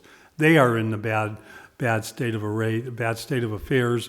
They are in need of some fixing, some beyond fixing. If you get the 1,100 middle school kids out of there, you consolidate down to 4 elementary schools and save $4 million. That's a significant savings. Granted, under net school spending, the $4 million, unless it's administrative costs, will be very difficult to reach. The Chapter 70 monies that are coming into the new formula, with the type of population we have today, could reach up to an additional $25 million for school spending. We're getting the right message from Boston, except on building assistance. No community can afford to pay for the full cost of a new school. New schools, and we heard the executive director sitting right in this chair I'm sitting in tell us that the project that was put from Holyoke before the MSBA is not only a good project, but they agree with 98% of what, and I give a lot of credit to Whitney Anderson and the building committee put in front of them, and they agree with the master plan because it makes sense from an educational point of view, it makes sense from a building point of view. What doesn't make sense is the MSBA being charged, and created 12 years ago, in being charged with stopping communities from putting projects that ended up being open checkbooks that the state had to reimburse at a 90% level. And the MSBA, took on that charge, as that's why they were created, and came up with a different formula. To some degree, I agree with that, but I disagree with a construction cap that this year says our construction caps put a gateway community with the lowest income population in the state, who automatically qualifies for 80%, at 58%. And that means, it sounds great when they say they're giving us $72 million. 80% is $106 million. That's where we should be. It's not the MSBA's fault. The legislature and the governor, and I don't believe that the treasurer of the state of Massachusetts is the policy setter. She does keep the building assistance fund under in her treasury itself, but I don't think she makes the policy. And I certainly believe the governor and the legislature could correct this wrong. And we've asked that, and we have not heard back in any formal way as to what their thinking is or why they don't want to do that. It makes no sense at all. I've said this publicly on one vote. I will not vote to bond for $55 million, at this point $57 million, because it would have a tremendous impact on our residential homes. It would have a bigger impact on our commercial and business community. But being that said, the $1 million from the schools offsets what would become part of the override question. If we get it, I agree, It's an if. We're gonna have to fight for it. The other revenues that are out there, we've learned, and we want to learn more, thanks to an order by Councilor Lisi and a separate similar order by Councilor McGee. Next Thursday, Mayor Nicole LaChapelle from East Hampton, who's gone through a very similar process, will be coming before the Finance Committee to discuss about other revenue avenues and what's happened in East Hampton. I think it's worth looking at. I don't think it's going to give us a full answer in terms of how we can offset, but I think it'll be something that's at least worth looking at. And I commend the maker of the orders for asking. I've talked to Mayor LaChapelle twice now, and she's not just more than willing, but she thinks she has a positive tail to come in. She doesn't want to get involved in the politics of Holyoke, and I said, no, that's not what we're asking you to do. We're just asking you to come in and talk about the East Hampton story. She will be doing that next Thursday. You cannot vote for a bond till you know what the entire revenue picture is. We don't know that until after the override vote. We don't know that until I think we formally hear from the state, this is it, 59% is all you're getting.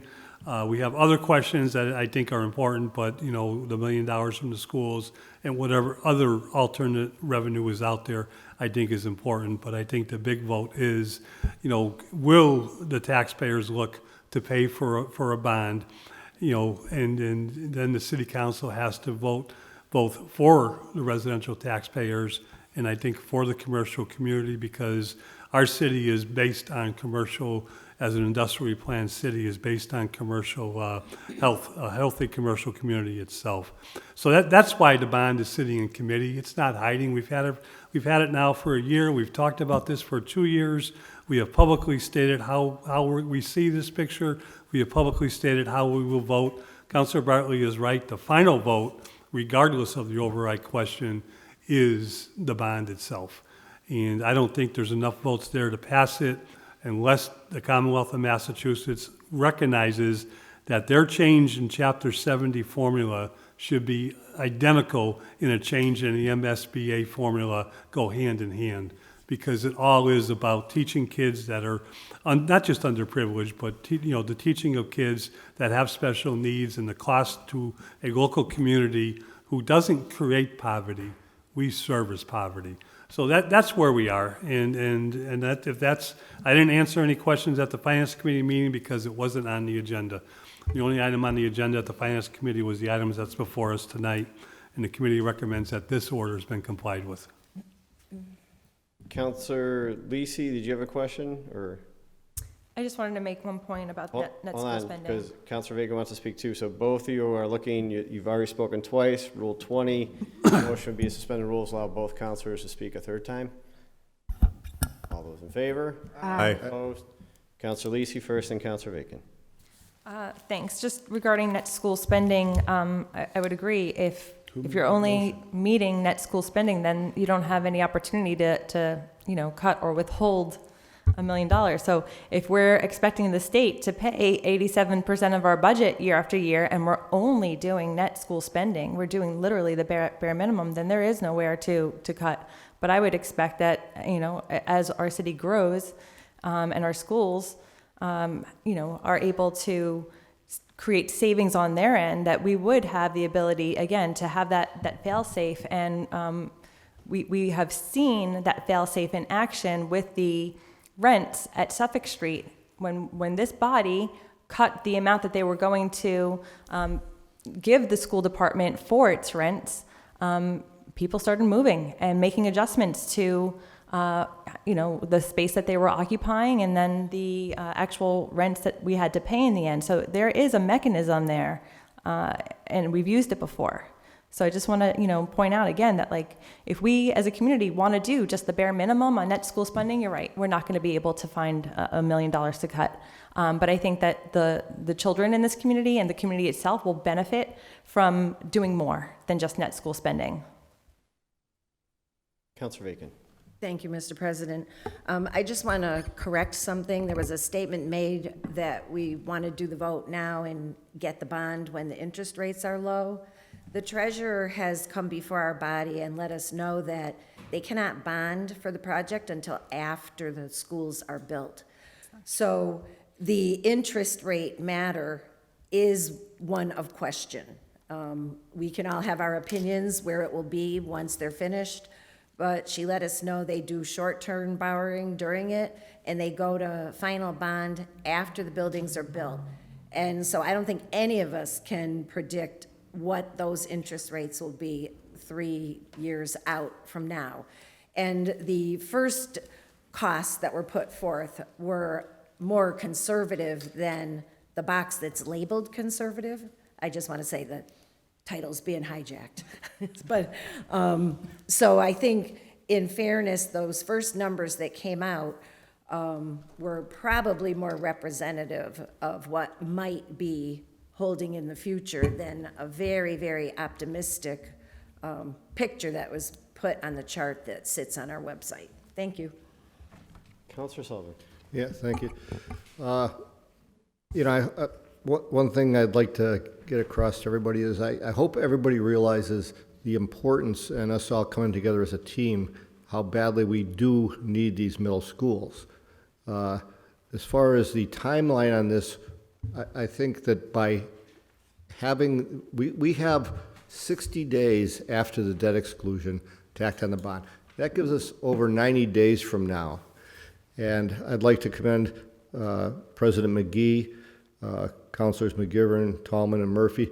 We've all met directly, in person, face-to-face with the governor, with the lieutenant governor, in their offices in Springfield.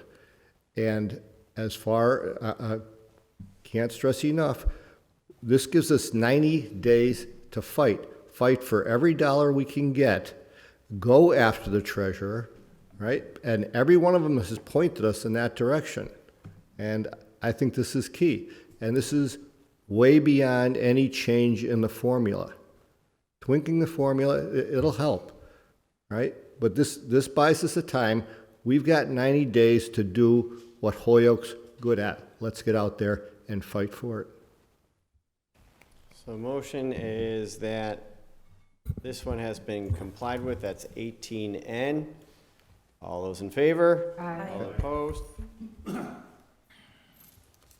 18O, Committee on Finance was referred, in order that the mayor forward any contracts between the city of Holyoke and any consultants that were in fiscal year 2019, that the contracts be provided should include any agreement between the city of Holyoke and the former employee. Recommended that it's been complied with. Councilor McGivern. Make a motion to receive, Make a motion to receive and adopt the committee report. The order was complied with. Motion to receive and adopt that's been complied with. Under discussion. Thank you, Mr. President. We did, actually, this is, I believe, the third time we took this order up. We've been waiting patiently. It was, the maker of the order is Councilor Bartley. It may be co-signed. I don't have it in front of me. This past Finance Committee meeting, the two contracts appeared before the Finance Committee meeting. I'm not sure if they're the originals. I'm not too sure exactly how they appeared before us, because at early afternoon, our administrative assistants told us we had not yet received them, but they were received. The Finance Committee did note copies were made. Copies, I hope, were distributed. We asked that Ryan would distribute them. And on that basis, we did have a brief discussion about the contracts being received. We recommend that the order was complied with. We now have the contracts. Any further discussion? Councilor Bartley. Thank you, and I do appreciate the chair and all the members of the committee as always. Mr. President, that's a euphemism that is complied with. This was not complied with, okay? We asked for the contracts. I didn't get them. I had to make a Freedom of Information Act request to the law department. That's how I got these two contracts. So for the next meeting, October 15th, I will send these to the clerk. I will ask the clerk to put them on the agenda so that these contracts will go into the public. I will also file follow-up orders relative to these contracts, which, Mr. President, are unbelievable. So we'll figure out where the money came from, what services were rendered on behalf of the city. But suffice to say, this is $12,000 paid with city funds to Rory Casey, the former, I think his title is Chief of Staff, but I'm not sure. Two separate contracts. If you can make heads or tail of them, what services to be rendered, then you're better at deciphering contracts than I am. But I will make sure that these are disseminated to the clerk, that we'll put them on the agenda for October 15th, it will go into the public domain. I'll follow orders relative to this, Mr. President. We say complied with here, but nobody complied with it. The only one who complied with it was me, who asked for a FOIA request, just like a general member of the public, not an elected official entitled to every single public document that comes across through this building. I didn't get it, Mr. President.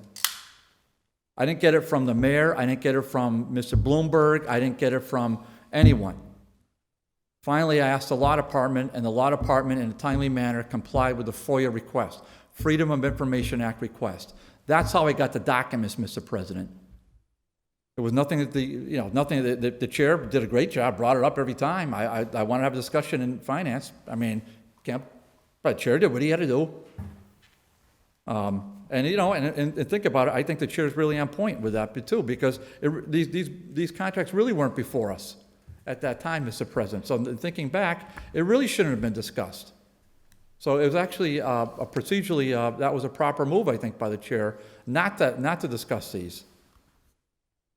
That's why I'm not going to go into great detail, because really they aren't formally before us.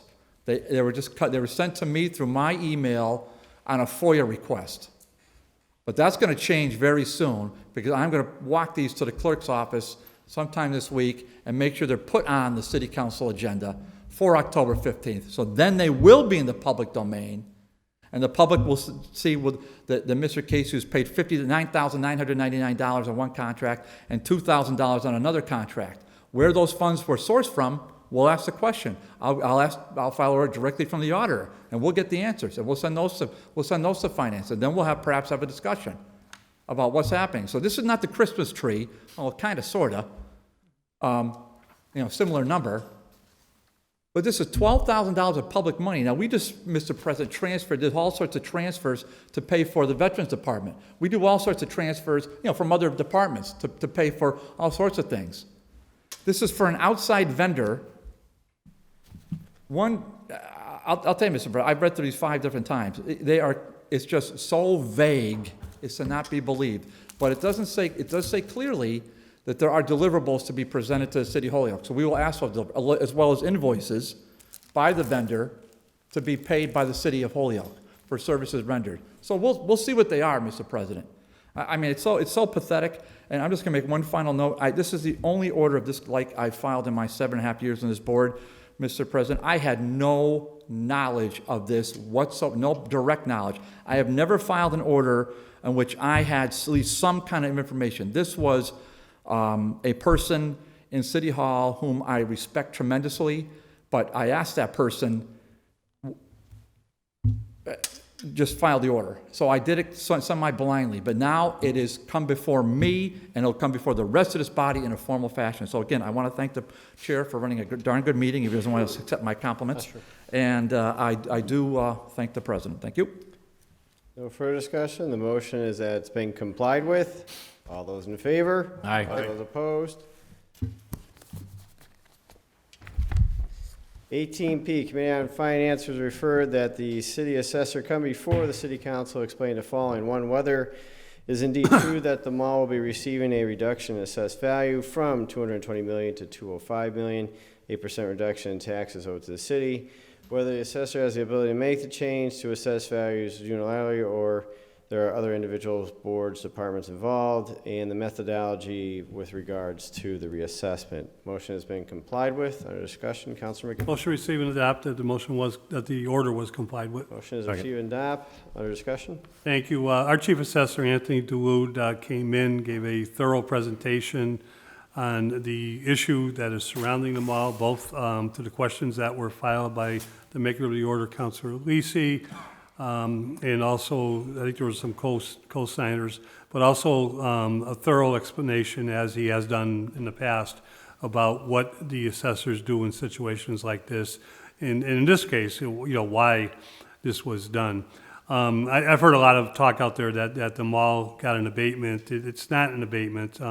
Matter of fact, part of what the assessors did was reassess the value of the mall based on documentation on what is happening at not just the Holyoke Mall, but in malls throughout the country, and to avoid an abatement, because an abatement could be very, especially one of this size, could be very significant to the city coffers in a given year. Abatements are what happens is a individual property owner must pay the full assessment, full tax bill itself before they can apply for an abatement. The argument that what is going on with the malls and why the assessed value was reduced is the rents and the type of rents have significantly changed with the nature of what is happening throughout the country. We learned that a number of malls have closed. Our Pyramid Mall is not one of those malls and probably is not one that's going to close in the near future. However, they are taking a hit in terms of rents rather than the larger department stores. They are looking at trampoline, entertainment type things, hoping to do a bowling alley, hoping to do things that attract people, an additional restaurant, and so on. And the assessors explained that was why they met with the mall and why the value was reduced, so that the city would not have to go through an abatement process, which would be very much detrimental to the city itself. Anthony stuck around, answered a lot of questions. Unfortunately, the maker of the order had 2 other meetings that evening, which I learned of later, and she did come in and we did update her at the end of the meeting as to what the presentation was about. So the committee recommends that the order was complied with. Councillor Lisi. Thank you, and thanks again for taking up the order, and in my absence, because I did have a number of competing obligations that evening. I did speak with the mall and also with our assessor, Tony DeLude, individually on this matter, and I do understand the revaluation process better now. I do, I think at the end of the day, I'm satisfied with the committee report. The one thing that is a bit outstanding, which would need a separate order, is it seems that this was traveling around in like the rumor mill far before it really came to the city council. And so I think that there should be some sort of notification, especially when such a large contributor to the tax base is revalued or has an abatement of sorts. I think that the city council, as the appointing authority, should have some communication sent to them so that we are informed of these sorts of changes. And that's all. Thank you. Councillor Bacon. Thank you, Mr. President. I would just note that during our budget hearings, our assessor did come into the chambers, and during those hearings, he advised us that there would be considerations and concerns relative to the mall, given the changes of business that were going on there. So I think from his point of view, he may have felt that he did give the council a heads up in that regard.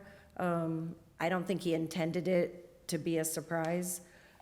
And he did address it also at the public hearing, or forum, I should say, at the senior center, which was, of course, a little bit later on. But I do think he did make an effort to be transparent with us as to what was going on in that regard. And I think the mall, for their part, has really tried to recreate themselves and be entrepreneurial in their approach to stay open. And I did see somehow the work of the assessor characterized as a sweetheart deal. And he did say in that senior center meeting that they spend about as much as they will save on this revaluation fixing one site for a lease at the mall. So it's a higher end business than I'm used to dealing with, but I think everybody's been pretty transparent in terms of what they were doing in this regard. Thank you. Councillor Tallman. I just want to state, I also got a chance to talk with our assessor and the mall, Mr. Rogolski, about 2 weeks ago. And I think this is a great order to get this out there and get the public to understand what actually happened here and how the mall can be affected, but also that, what the mall's trying to do is to keep their tenants that they have, and also to try to get some new tenants in there. And Mr. Rogolski did state that, it's difficult where 3-4 years ago they could have anybody they wanted in there. Now they have to sort of work with people. to get them in there. They might have to give them a break, or they might have to help them with the build-up in the area. And there is still that vacant Sears building that they're trying to work with the movie theaters, hopefully down the road. But they're trying their best to try to keep, and we don't want to lose a big taxpayer and one of the biggest in our community. But Mr. Dulu did state that during the budget hearings. But I think this was a good order to get this out, especially at this time, where we're looking at how do we keep our businesses here? How do we keep the money coming in, even though it is a lower amount that we'll be getting for them next year? That hopefully this will get strengthened. The mall will get a little bit stronger with the new businesses coming in there, reinventing themselves, and hopefully down the road we can see them thrive. With the other malls going there, a lot of people think, well, Holyoke Mall could possibly, close down. And the way I was talking to him, he stated it's something that if it did happen, it would probably be 5, 6, 7 years down the road. Right now they're stable. They're working with new businesses coming in there. But he stated as soon as he come in to work one day and find out that somebody else is leaving, and that's important. We have to keep them strong and have that revenue coming in. That's really well needed for our community. There's no further discussion. Motion is that it's been complied with. All those in favor? Aye. Aye. Opposed? Mr. President, we're at item 18. We've been here 2 hours. We have 60 on this agenda. Can we please do abbreviated reading and reduce the discussion to the minimum? Is that a motion? Yep. A All second those in there? favor? Aye. All opposed? No. No. Ayes have it. Also, someone texted saying the meeting's not being streamed, so Isn't? I'm just letting you all know. Did you check that, or? That'll cut discussion. What? That'll cut discussion. That's right. That's what you should have started on. That's right. So let's reverse what I just said. Anyways, I'm just letting you know what I was informed. All right, so Thank we you. are on 18Q. Committee on Finance to refer an order that the mayor propose a bond for demolition of cities. The bond will be about $2 million rather than over a 10-year period. So the motion has been complied with. Under discussion, Councilor McGivern. Thank you, Mr. President.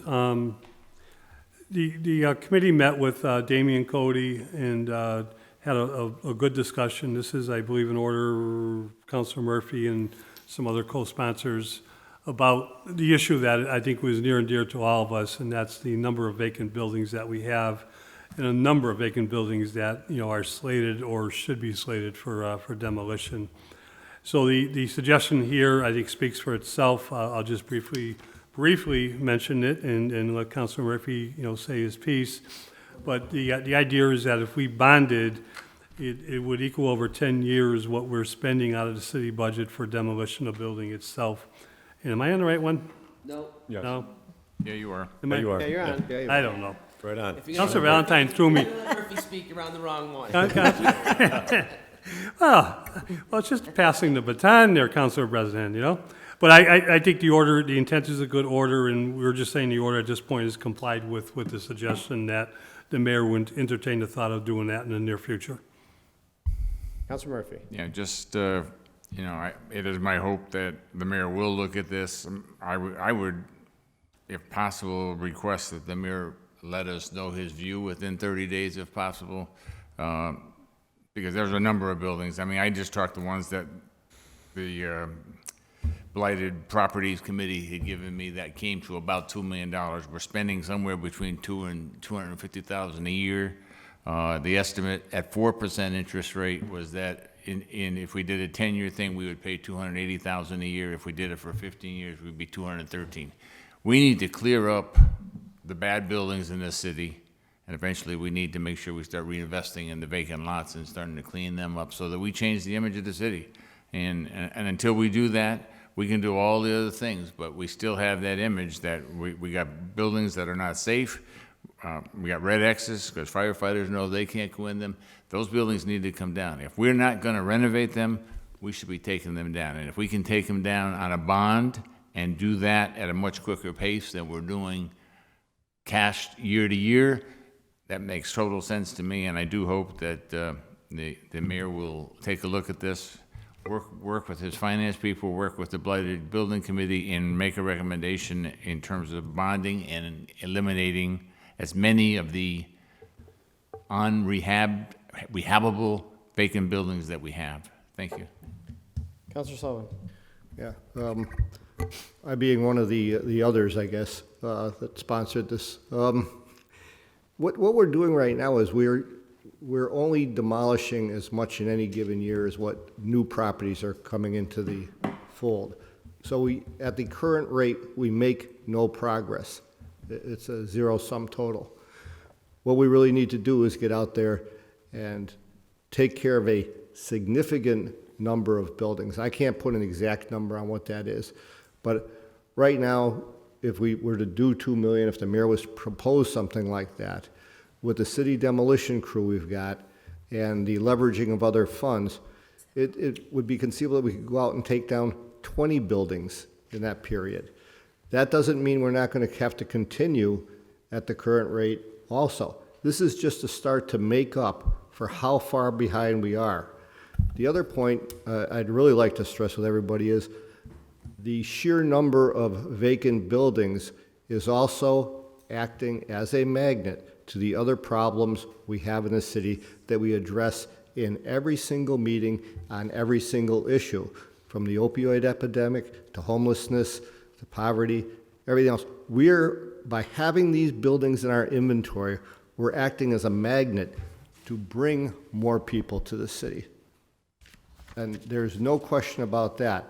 I hope everybody's seeing that, all right? We've become the go-to place, the one-stop shop. There's no further discussion. Counselor Sullivan. I'll just be brief, and I agree with my colleagues, Counselor Sullivan and Counselor Murphy. I sort of wish I jumped on this order too, but I remember, I think about 6, maybe 7 years ago, I think Counselor Murphy had written something in the paper about the vacant buildings, and I think he even contacted me about that. It makes a lot of sense. Image is everything in a community, and all these buildings that we have, it just doesn't go right with what we have. You know, to take down these buildings as we're doing it now, it's little by little.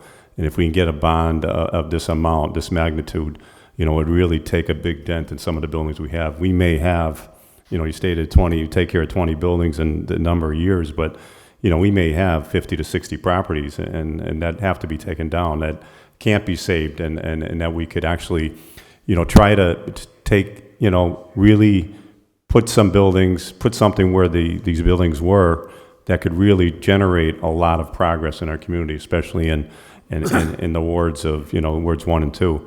And find out tonight there's also some houses in almost every section of the city. We'll find one tonight up on Hampden Street in DGR that just after a number of years just has gotten so bad it might have to be taken down. So we saw a couple buildings come down there, I think on Cabot Street this year, it was boarded up and there was a fire that came down. And I think Councilor Sullivan stated that with the in-house workers we have, we really can save some substantial money, and also with other funds, maybe some block grant money that can really put a dent in some of these properties. So I really commend you for putting this forward, and hopefully we can get something done here. And I think any of us that have to do that, I'd be happy to contact the mayor and see if he could propose this, because it's really an important thing from our community.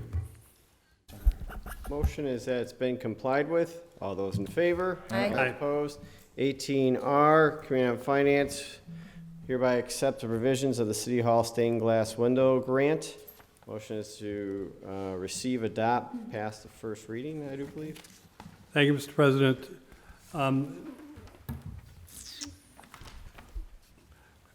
This grant totals $55,000. It's from the Mass Historical Society. It does come with a 50-50 match, but it complements the CPA money that was awarded last year of $75,000 for the same projects. As we know, these stained glass windows are in this building above us. They are an incredible asset and something is not just historical, but an incredible asset in terms of stained glass windows that need a lot of work to preserve them for future generations. It's a costly process because of the nature of dealing with the lead in the windows and dealing with the preserving of the windows themselves.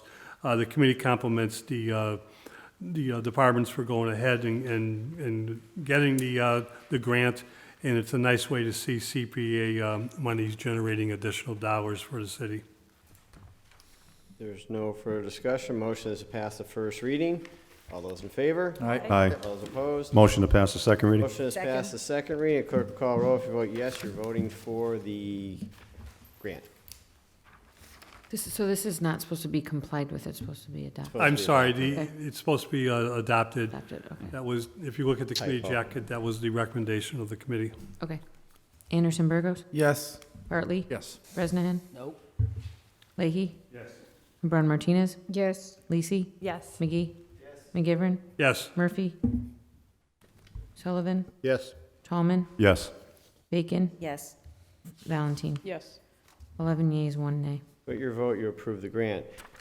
There was no public safety, no public service. On to DGNR 21A. Mr. President, can we suspend and take 21A, B, and C as a package, please? Motion to suspend rules, With take the up A, B, aforementioned and C. abbreviated reading. All those in favor? Aye. All opposed? So A is to, where are we? Here's A. Command DGNR, declare 1094 Hamden Street as surplus. 21B is to declare 28 Cabot Street surplus. And 21C is to declare 32 Cabot Street surplus. Motion is received, adopt committee report. Motion is Second. received at the committee report. Under discussion, Councilor Bartley. Yeah, just 1094 is a two-family. The other two properties are vacant parcels. We're hopeful, anytime we get a chance to get these off our balance sheet, it's a good thing, and so we'll see if we can find a buyer. So all in favor of passing the first reading, all those in favor? Aye. All Aye. opposed, motion would be to pass the second Second reading. reading. And Second. Roll call. Anderson Burgos? Yes. Bartley? Yes. Bresnahan? Leahy? Yes. LeBron Martinez? Yes. Lisi? Yes. McGee? Yes. McGivern? Yes. Murphy? Yes. Sullivan? Yes. Tallman? Yes. Bacon? Yes. Valentine? Yes. Unanimous vote. 21D has been taken care of. 21E, Committee on DGNR was referred that the city hereby declare land at 416 Appleton Street has not been used for park or open space, and therefore they're going to replace it with the plaza and, designate 30 John Street at the most westerly point of 505 Dwight Street, which is approximately 4,625 square feet of vacant land for open space and recreational purpose. Motion that this is to be adopted. Yeah, motion is received and adopt committee report. Motion to receive Second. and adopt. Under discussion, Councilor Bartley. Yeah, it's been before us multiple times, including to this full body when we tried to put it out for RFP, but it turns out that we couldn't. But now it seems like we can. There is a constitutional process that has to be followed. I'm happy that we finally can move this along. This is just a little sliver of land that sits between a public alleyway and a little pocket park on the corner of Beach and Appleton, and it's directly across from the YMCA parking lot, the main parking lot, not the new one. And yeah, I think finally when we get control of it, then I think the plan would be for the city to surplus it and then for the city to convey it. And I think it'd be a real benefit to 2 or 3 property owners in that area. So moving it forward. All right, so motion is to adopt the clerk, roll call, clerk call a roll. If you vote yes, you're voting for the transfer, if you want to call it. Anderson Burgos? Yes. Bartley? Yes. Bresnahan? Yes. Leahy? Yes. LeBron Martinez? Yes. Lisi? Yes. McGee? Yes. McGivern? No. Murphy? Yes. Sullivan? Yes. Tallman? Yes. Bacon? Yes. Valentine? Yes. 12 yeas, 1 nay. Mr. President, Yes. in the interest of moving this along, can we package 21F and G, please? Motion to suspend rules, take up 21F and G. All those in favor? Aye. Opposed? 21F, Committee on DGNR who was referred a special permit, endangered species 4WD LLC, operating auto sales at 155 Elm Street, And then Department of Government Relations referred a special permit application for endangered species, same one at 155 Elm Street. Motion is to approve with conditions. So for 21F, facility light must be shielded from abutting buildings. No materials will be stockpiled outside the facility. Signage must meet the criteria of the building commissioner. The number of automobiles available for sale are not to exceed 5. All DPW criteria must be satisfied, which then would be the same for G. I get that right? Am I doing it quick? You know what, enough for you guys? that's perfect. Good speed We reading. want to speed this along. Let's move it along. You said abbreviated and speed reading. I think I got it down. You did a great job. So you're doing a great job as always. We just aim to please. That's what we do here. Winning. We are winning. Thank you, Councilor Lisi. So the motion is to receive and adopt the committee report to grant a special permit with conditions. Second. Great meeting. Even though the name's a little, whatever, Confusing. wasn't my favorite name, but hey, it's all good. The applicants are two gentlemen. They're taking over existing business, been around for 20 years. They do primarily repair work on four-wheel drive and trucks and Jeeps and all that. They hope to have do some sales work later on, but that's why they were good to go with limiting the number of cars to 5 available for sale. It just seems, this is a type of business that I hope the city encourages more of. I mean, these are just blue-collar businessmen that are investing and reinvesting, I should say, in the downtown area without a coming back to city council for a tax break like the phonies did down the hill, without this whole big splash. I mean, these are just working gentlemen that want to invest in Holyoke, and so they're to be commended. And they, I think the vote was unanimous to support their petition. Councilor Leahy. Yeah, just thank you. I own a Jeep. My wife drives a Jeep. This company is well-known throughout New England. This is like the treehouse of beer. Endangered species. These people people come from everywhere to bring their Jeeps to these guys. They're like, we bring our Jeep down there, and they do a fantastic job. But I don't do a fantastic job. You literally see license plates from everywhere. They're just like, I think there's gonna be like a reality show about them. There easily could be. Thank you. Council President. To the chair, if I could, Mr. President, my only thoughts on this is that, I mean, signage must meet the criteria of the building commissioner, and all DPW criteria must be satisfied. I mean, is that a safe statement to make, as opposed to saying all signage must meet state and local, ordinances, as opposed to, we don't know who and when we're going to have for building commissioners. We don't know who and when the DPW is going to be. I'm just afraid of that. It might be easier to say, all city, state, local laws, ordinances, however you want it, should be agreed to, as opposed to saying one person has the authority to give you the okay on the signage, or one commission has the authority to give you, and in other words, all DPW criteria. So anything the DPW has to say in their criteria, in their control, this new company who's been there, I know them well, they've been there for hundreds of years, but, that just seems almost dangerous to me. Councilor Bradley. Great comments. And so I think that when we passed this, the committee had everything before us. And so what I'd like to do is amend 5 to specifically reference the September 5th, 2019. So my motion is to amend item 5 and specifically reference the September 5th, 2019 letter to the DGR chair from Bob Parent, city engineer, wherein he specifies the issues that we referenced in here. Second. So And that's for both, Mr. President. 5 and both, that's what I was going to say. That's for So the both. motion is to amend 21F and G, Section 5, which is the condition, to, instead of saying all DPW criteria shall be satisfied, Per the September 5, 2019 Per- letter. the September 5th, 2019 letter From Robert Parent to the DGR DGNR show. committee Yeah. from city engineer Robert Parent. Yeah. With conditions. He had conditions in there, or he just? They're right on, yeah, they're right, we didn't want to like belabor the whole thing, so that's why we just said the September 5th letter. Maybe we can attach it, Ryan, the administrative assistant, could attach it to the jacket, so that might be helpful. So you got that, or you're good? So that's my motion. Anyone on the motion? All those in favor? Aye. Opposed? All right. And then the rest of it, yeah, we did hear from, I don't have anything formally from the building commissioner, but they said down the highway, they might want to put in signage. So I'm happy to put whatever amendments that anybody suggests relative to the criteria of the building commissioner and Holyoke ordinances on that one. I'm happy to,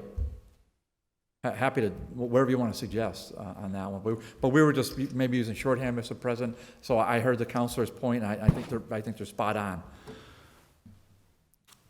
Signage must meet city ordinance criteria?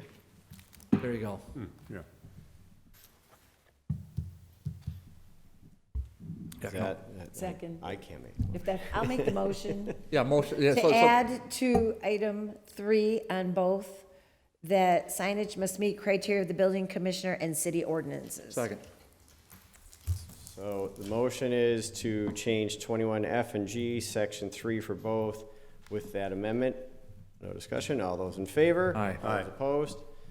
So any further discussion, Councilor Bartley? So there were 2 amendments on 3 and 5, so motion is to, I think it was past first reading. Was that what you said, or? I don't do readings on right. DGR, we just The pass it. motion is, clerk will call roll. If you vote yes, you're voting for 21F and G As It's amended. amended. as amended.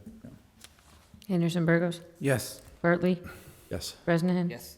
Leahy, Yes. LeBrun Martinez. Yes. Lisi, Yes. McGee, Yes. McGivern. Yes. Murphy. Yes. Sullivan. Yes. Tallman. Yes. Bacon. Yes. 12 yeas. With your vote, you're approved 21F and G as amended with the 2 amendments. 21H, Committee on If you just read the order, you don't have to read the resolution, Mr. President. DGNR, to whom was referred an order that the City Council pass a resolution in support of the work of expanding natural gas capacity to the City of Holyoke. The resolution should keep in mind the importance of protecting the environment, but should recognize the reality that expanding business and building 2 new schools can only be done with the availability of energy and power. Recommend that the following resolution be approved, and there's the resolution. Right, so my motion is to receive and adopt the committee report to approve the resolution. Motion Second. is receive and adopt. Under discussion, Councilor Bartley. Yeah, so I think it's pretty, I have to say, I read it over again tonight and beforehand. I think it came out really well, and we put it up before committee, and I had some really good help from Mike Sullivan on this. He helped me remove the saltier language that was in there, and I have to say, I just think it came out really well, and I'm pretty proud of it, frankly. I know it's a resolution. I've condemned resolution before, but I'll tell you what. This is our own resolution here in support of our own gas and electric. This isn't something we copy from out of town. So this is a heartfelt resolution right in support of the people that work at HG&E. Are probably one of our, if not our crown jewel, one of our crown jewels of the whole city. Something I think all of us are very proud of. The forefathers and foremothers of Holyoke, Mass. that came through with this incredible entity over 100 years ago, and to have that I thought undercut by the executive branch on a Earth Day resolution, political manifesto. I thought that was unfair, so that's why I wrote the resolution, and maybe it wasn't so great the first time through, but I think it's come out pretty great now, so I hope we can pass it. Thank you. Councilor Bacon. Thank you. I'll be brief, but I just want to speak in support of this resolution. I've already received a call from a business that was trying to expand into another space that was being limited because of the moratorium on increasing gas access. And if we want to put ourselves forth as a business-friendly community, we can't tell people they have to use propane. It's just not going to be a magnet.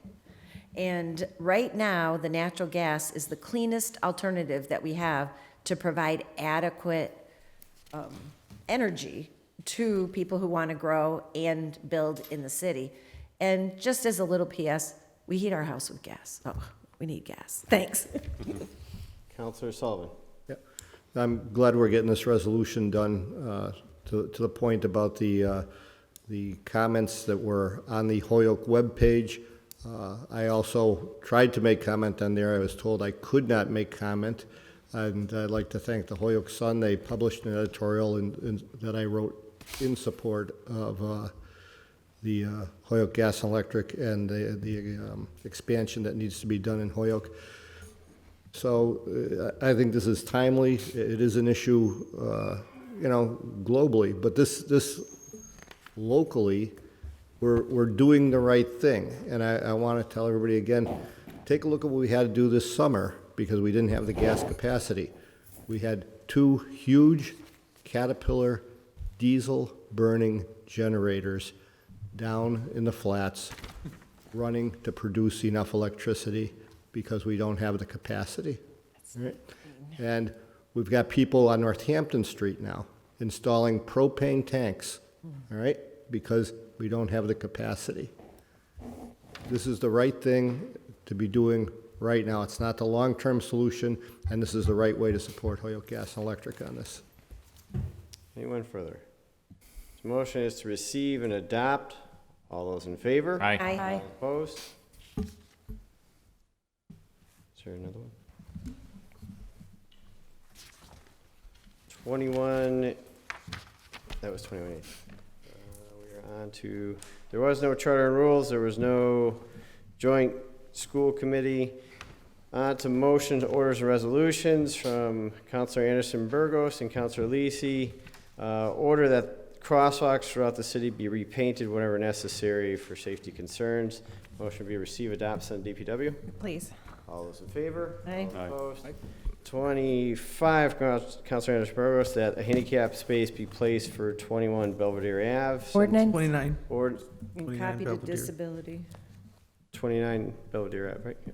So motion is to send an ordinance with a copy of the commission. All those in favor? Aye. Opposed? 26 from Bartley, Murphy, Sullivan, Bacon. The Office of Planning and Economic Development provide an update on the purchase and sale contract status for the following properties scheduled for October 7th, and that would be the Geriatric Authority and Lynch School. DGR, please. Second. So to DGNR, all those in favor? Aye. All opposed? 27 from Councilor President, in order that the Holyoke Police Department enforce the 30-minute parking sign in front of 917 Hampden Street, particularly on Fridays, and that the police department respond to City Council within 30 days. Receive, adopt, send to Please. Holyoke Police Department. Do you want a copy back to? Public safety? Public Safety, with a copy back to Public Safety. All those in favor? Aye. All opposed? 28 from Councilor Leahy, that the DPW present a list within 10 business days of all the planned street repaving projects completed since 1/1/2019. Yeah, thank you. Just very quickly received and sent to the DPW. Motion is receive, Second. adopt, send to DPW. Just under discussion, I've been having some coffee hours throughout the city, and these next couple of orders are coming from the citizens. You just want a copy back, please submit it to the clerk. Okay, so copy to the clerk, which then will come back to us. Sir. All those in favor? Oh, Aye. Can I just Councilor Bacon? ask for a friendly amendment that they list it by ward? Yeah. Friendly amendment is that they list it by ward within 10 business days. All those in favor of the amendment? Aye. All those opposed? All those in favor, receive, adopt, send to DPW with a reply back to the clerk in 10 days. All those in favor? Aye. All opposed? 29, from Councilor Leahy, order that the City of Holyoke Mass DOT project file 606156 for many reasons include, but not limited to, and then there's a list of. Yeah, it's received and adopt. Once again, this was at a neighborhood meeting in that area, and the people who asked me to file this were all in attendance of that meeting, and they want the city council to go on record and then send to the Mass DOT in Boston. Motion is receive, adopt, and send to the Mass DOT. All those in Mr. favor? President? I'm not, well, what is it? This is for Is this the roundabout? letter for the 141, I do believe, Yes, 91 project. roundabout. The roundabout. It's a letter from constituents.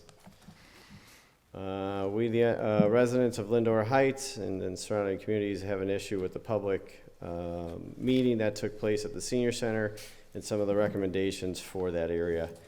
There's a petition as well. Okay, yeah. And they have a list of all the residents who signed on, and that's what it is, a letter to the Mass DOT. I think I signed it. Oh. I didn't know what this was, 606156. I mean, why don't we just say it? So it's all good. We did. Just wanted to know. You said to read the order, I read it. Just didn't know what it was. It's all Motion is perfect. receive, adopt, We're good. send to Mass DOT.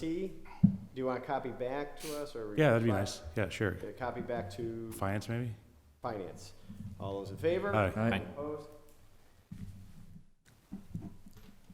30 from Counselor Leahy, that the superintendent of the Hoyoke Water Department and the mayor come to the Public Service Committee to discuss the large amount of complaints regarding discolored tap water and discussing, there hasn't been any notification to the community. Yeah, received, adopts into the Water Department and also a copy to the mayor and to the Public Service Subcommittee. Yeah.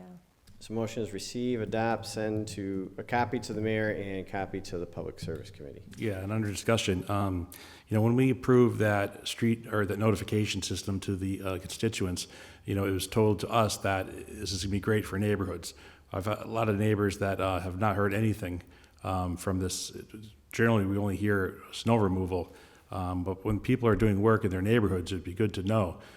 For instance, flushing of pipes or that sort of thing. It'd be good to know not to use your water. And we've seen it everywhere throughout the city.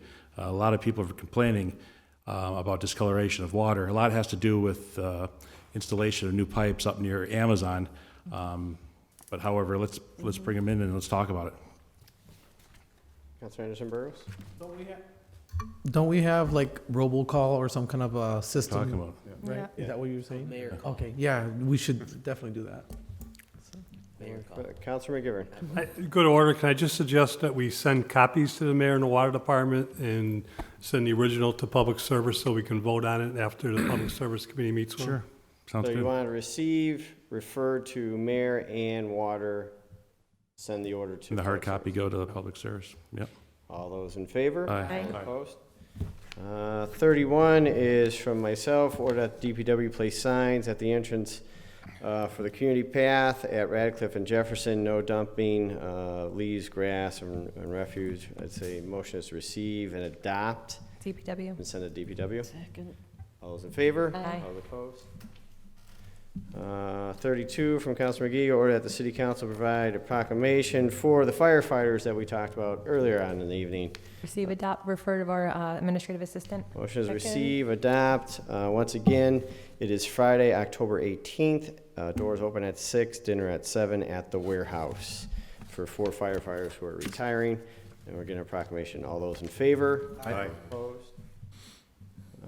33, that the DPW or Suez clean out the sewer mains at George Street, Jefferson, and near Earing White. There's one down by the entrance of the school that is absolutely Yeah. bad. Can you add my name to that order? Adding Counselor Lisi. Counselor Bacon, you had a question, or? No, I'm Oh, all set, okay. sorry. So motion would be to receive, adopt, send to DPW and Suez. All those in favor? Aye. All opposed? 35 is from Counselor McGee, that the Hoyoke Police Department install the speed radar machine at the entrance to Ian White School on Jefferson. Motion would be to receive, adopt, actually, did I read the wrong You one? refer, you 34. skipped 34. 34. 34, oh, sorry about that, I skipped one. 34, I apologize. DPW Suez repair the manhole cover at the entrance of Mount Tom. Currently, there is a large plate over it. So motion would be receive, adopt, send to DPW and Suez. Counselor Lisi? And have you figured out that it is a sewer manhole, or I was That under the was- impression that it was the state's State, yeah. We don't know. It was an email from a constituent saying that there was just a plate there, and they were assuming it was that, but they just wanted the plate gone and whatever's there repaired. So we're taking a guess. Let's send a copy to the, DOT, Mass DOT. DOT, yeah. So receive, And adopt, DOT? send to Yep, yeah. DPW, Suez, and Mass DOT. One of them's got to get rid of the plate and fix it. Mr. I- President. Yep. Oh, Counselor fine. Lisi and then Counselor Tallman. I just can't think right now if it's before or after the gate, if the actual reservation needs to like be copied on it. Well, we can find out when they respond back. Okay. Someone's going to kick it down the road, so one's going to grab it. Right. Counselor Tallman. Yeah, could I be added onto that order, please? I did get an email about that, too. Same here, please. Didn't respond, but I'm glad you did on that. Adding Counselor Tallman and Counselor Lisi. All those in favor? Aye. All those opposed? Now 35. 35 is adding the speed radar machine at Ian White on Jefferson. Motion would be to receive and adopt, send to the police department. Second. All those in favor? Aye. Aye. 36 is from Counselor McGee and Counselor Sullivan that the Charter and Rules Committee revisit combining the tax collector's office with the treasurer's office into one centralized office. Refer to Charter and Rules. Second. So All those in favor? Aye. All opposed? 37, that a no parking sign be installed near the driveway at 970 Hamden Street. Sent to ordinance. Ordinance. Yeah.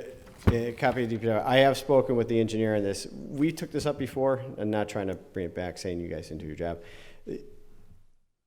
The rule is in place about not parking too close to the driveway, but people are still parking there, so it'd be police enforcement. Wanted to Bob went up there, Mr. Parent went up there looking at it, he's like, they just can't do that every day. He then recommended you should put an install, but he said, send it back and he'll come in. Just let you know, I'm not trying to reduplicate it. I appreciate the work. We So take two 38 and ordinance. 40 as a package. Second. 38 Second. and 40. Well, how about abbreviated reading, unless you want to go for it? So you want 38, 39, and 40, you want 38? 39 is a different order. Okay, so 38 and 40 as a package. All those in favor? All Aye. opposed? This is for the polls that are open 7 a.m. to 8 p.m. on November 5th. It's a listing of all the wards and locations. Motion receive and adopt. Second. Motion be receive, adopt. All those in favor? Aye. All those opposed? 39 is to suspend Rule 1 Motion receive and adopt. with regards to November election. Motion is to receive and adopt. Second. All those in favor? Aye. President, Opposed? Counselor McGivern? I suggest that we schedule the meeting for October 29th. So instead of November 5th, you would like a meeting the 29th, Yes, or 2nd? there's a reason for that. All right. Real quick, I mean, I understand that the Finance Committee meeting met last week. We had a double agenda because the original meeting was with what came in the early part of the late part of August, the early part of September. And I'm wonderful that we have a Big E Day, and I have no problem with taking off the Big E Tuesday meeting because the Big E Day is on Tuesday. But when you called that special meeting, you added 9 items to the Finance Committee agenda. And I think that made for a rather long meeting this evening. October has the additional Tuesday this month. So I'm just suggesting that in case we need it, we schedule it for October 29th. So you want to reschedule it for the 29th, or maybe have a special meeting? What is your call? It's up to the body, but if we need it, I just think we need some advanced warning, whether it's finance or whether it's ordinance, to be able to keep this moving. Otherwise, we're going to end up doubling up again. Counselor Bartley? Well, I mean, that's a week before an election. I mean, I'm not opposed to it, but I'd rather just have it be a special meeting, and if you could give us a reasonable heads up. And we did have that there were a lot of finance orders at that September 16th meeting, no doubt about it, but, I mean, that's just, So how about this? that's hard. Because it is election time, if issues come up, I will call a special meeting. And as I have before, I will give you plenty of heads up notice. Is that fair, or it's up to you? I offer up both. Well, and if you do, I would just ask you call a little bit earlier, then, you know, 5:30 meeting is reasonable, I hope. I mean, it's just tough. You know, I mean, listen, I mean, I already went through one contested election. It's just a lot of work, and, you know, it just takes me a lot of time. So, I mean, All right, so the motion, I'd rather just have a special meeting. I'd rather not have, I mean, I'm not gonna oppose this, but I'd rather just have a special meeting. so the motion was. That's fine, Mr. President, as long as we're aware of what's, you know, All right, so everyone's on the page. Are you withdrawing your motion for the 20th? Yes. All right, motion's been withdrawn. This is to reschedule November 5th for a special meeting, tentatively for the 29th, if things come about, and you'll get plenty of notice. All those in favor? Aye. All those opposed?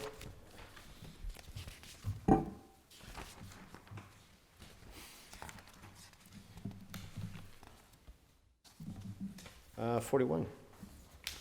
41, no, where are we on? And this one, 42. So maybe it's caught into it.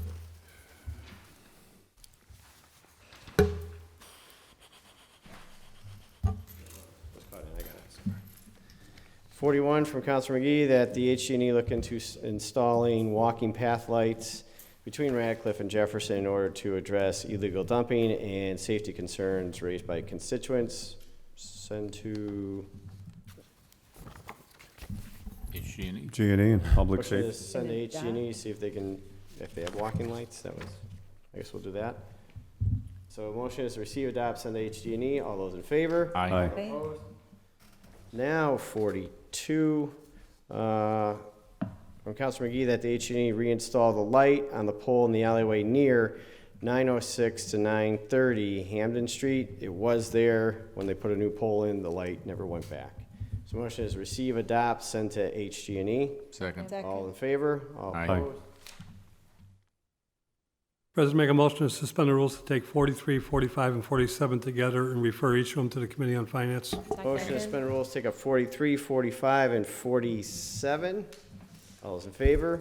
All those opposed? 43 is a replacement municipality assistance grant. 45 is $9,000 from pay chief of wires to electrical. And 47 is a series of transfers, totaling $24,362.77. Looks like it deals with the library. All to finance. All those in favor? Aye. Opposed? Make a motion to suspend the rules to take up 44 and 46 and adopt this evening. Motion is to suspend rules, take up 44 and 46. All those in favor? All those Aye. opposed? 44 is from the fire department, which is taking from two line items to pay injured on duty, totaling $6,478.84. That's three people on injured on duty. 46 is the police department injured on duty. That's $6,789.10, and that is two people. So motion is to Pass the first reading. pass the first Second. reading. Under discussion, Councilor McGivern. It speaks for itself, and thank you for telling us how many. This is just the adjustment in the line items when one of our public safety officials go, even if it's temporary, on injured on duty, just for accounting purposes. So motion to pass first reading. All those in favor? Aye. All those opposed? Motion to pass the second Motion reading? is passed the Second. second reading. Clerk will call roll. If you vote yes, you're voting for the transfers. Anderson Burgos? Yes. Bartley? Yes. Bresnahan? Yep. Leahy? Yep. LeBron Martinez? Yes. Lisi? Yes. McGee? Yes. McGivern? Yes. Murphy? Yes. Sullivan? Yes. Tallman? Yes. Bacon? Yes. Unanimous vote. With your approval, you pass both.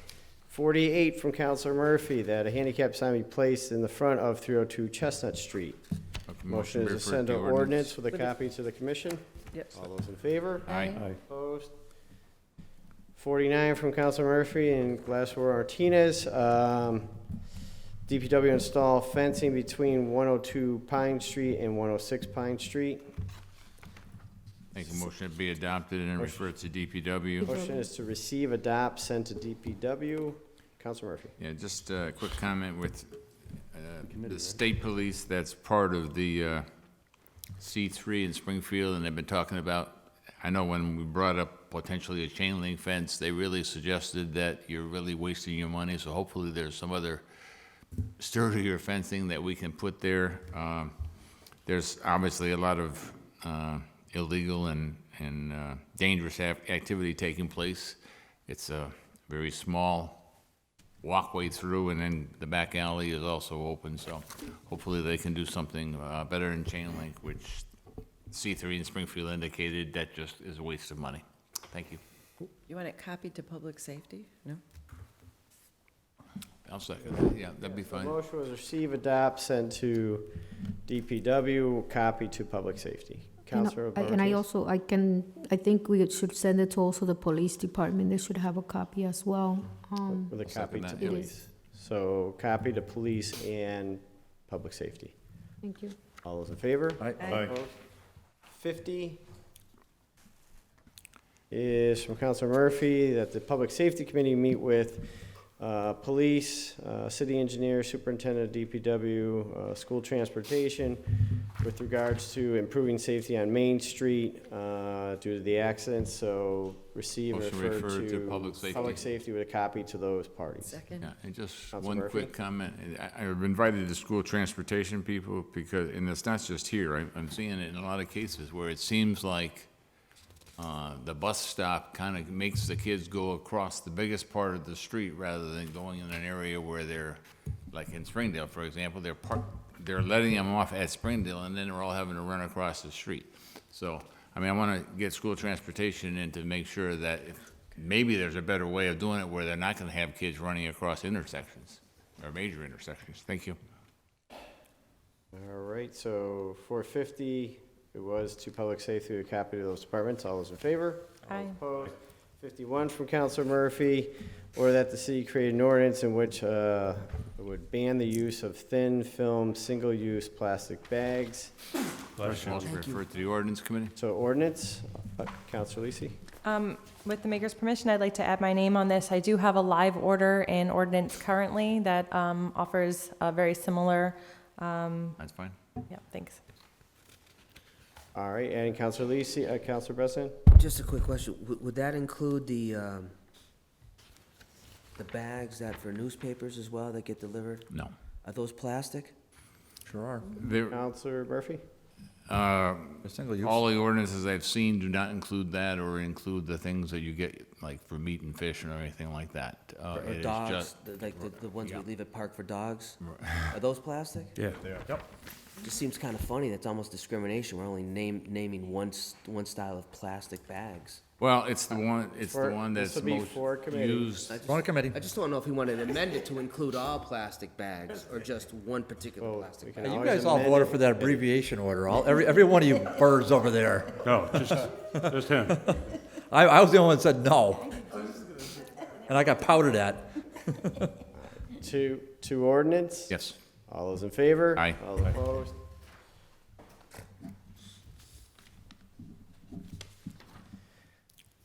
$52 from Counselor Sullivan, that the law department send out demand letters to insurance companies under General Law 93A, mass consumer protection, unfair methods in competition, unfair deceptive acts for the business of insurance.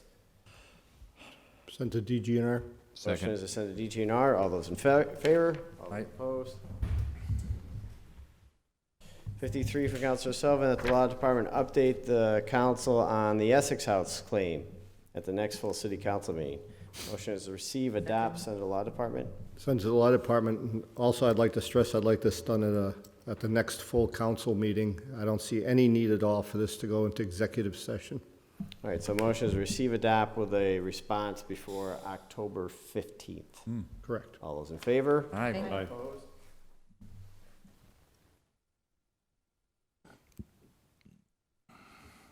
$54 from Counselor Bacon, that the DPW install a temporary roadblock at Sunset Road.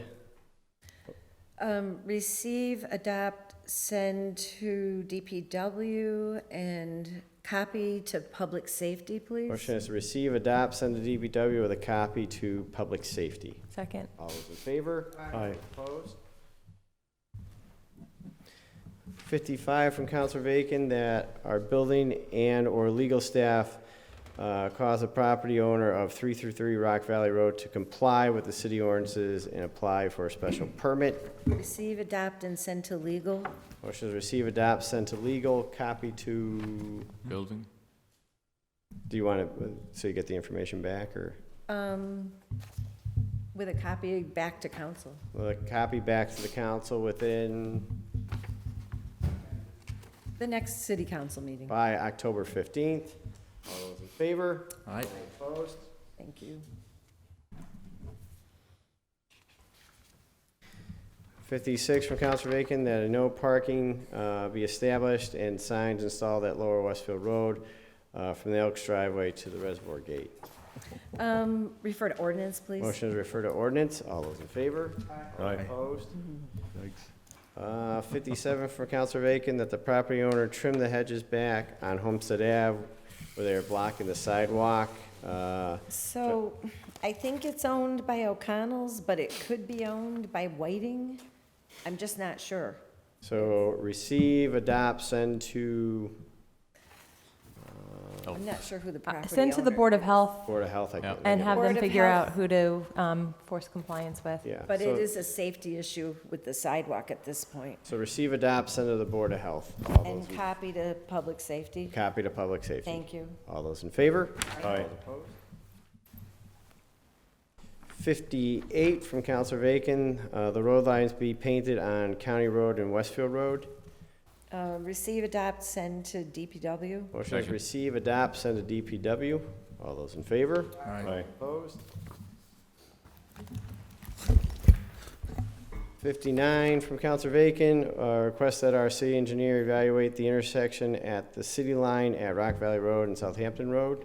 The four-way stop sign. Send to ordinance, please. Motion is send to ordinance. All those in favor? Aye. Opposed? 60 from Councilor Bacon, that a slow children's sign be placed at Eppermont Highway. Receive, adopt, and send to DPW. Apparently, there was one out there that has disappeared over time. Motion is receive, adopt, and refer to We DPW. don't need an ordinance on a No, if it was already there, notation it's sign, it's just a right? replacement. If it's just a replacement, is All those in favor? All those opposed? Aye. Aye.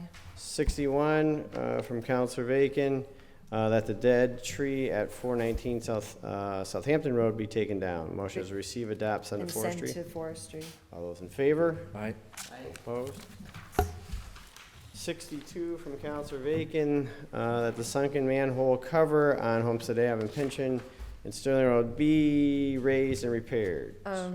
Receive, adopt, send to DPW. Motion is receive, adopt, send to Suez. DPW. Suez. And And a does Suez copy do of the Suez. manhole covers? Well, Suez does it, and I think DPW now has machines they try and To get involved fix- too. They work together? So send it Okay. both. Thank you. All those in favor? Aye. Opposed? And 63 from Councilor Valentin, Ordinance.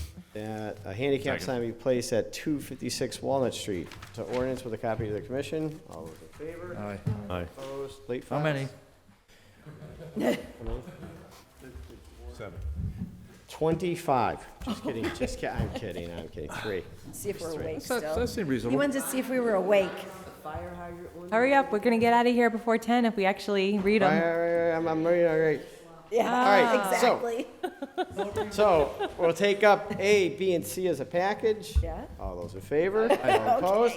From Counselor McGee, Counselor Anderson Burgos, from Counselor Leahy, Counselor Leahy. To public safety. That we invite in the water commissioners, fire department representatives, Dave Conti, the general manager, to talk about the water hydrant fire issues. Council Leahy's was that the water department assess each fire hydrant citywide and submit a detailed report, and that the Hoyoke Water Department come before the Public Service Committee to discuss their findings on the hydrants, They're coming Thursday night, it's Wednesday night, I'm sorry. which will be Wednesday night. Look how fast that Wednesday? is. So all to public, well, Mine- it said mine the goes public public service. service. All of them. Public Public service. service. Public service. Counselor Bartley. Can I just give a fun fact, Mr. President? Sure. I learned something today, Well, and I want to tell the president, I bet Councilor McGivern already knows this. I found out today how many fire hydrants we have in the city of Holyoke. Public service. oh, can we take a guess? I had no idea. 2,000. 2,000? That was fun to know. Wait, hold on. 2, public service, all 3. All those in favor? Aye. Opposed? How many fire hydrants? 2,000? No, fire hydrants. Fire hydrants. Yeah. You know, some of them are painted white on the side. Do you know why? They're attached to a bigger main, Yes. over 12 inches. Exciting. We're gonna. A lot of fun facts. And that's like deflated Wednesday, footballs. We got a just- lot. Just so the public knows, Wednesday at what time? 6 o'clock, right, Ryan? 6 o'clock. That- Okay. Excuse me? Motion is to adjourn. Thank you. All those in favor? All those opposed? We stand adjourned.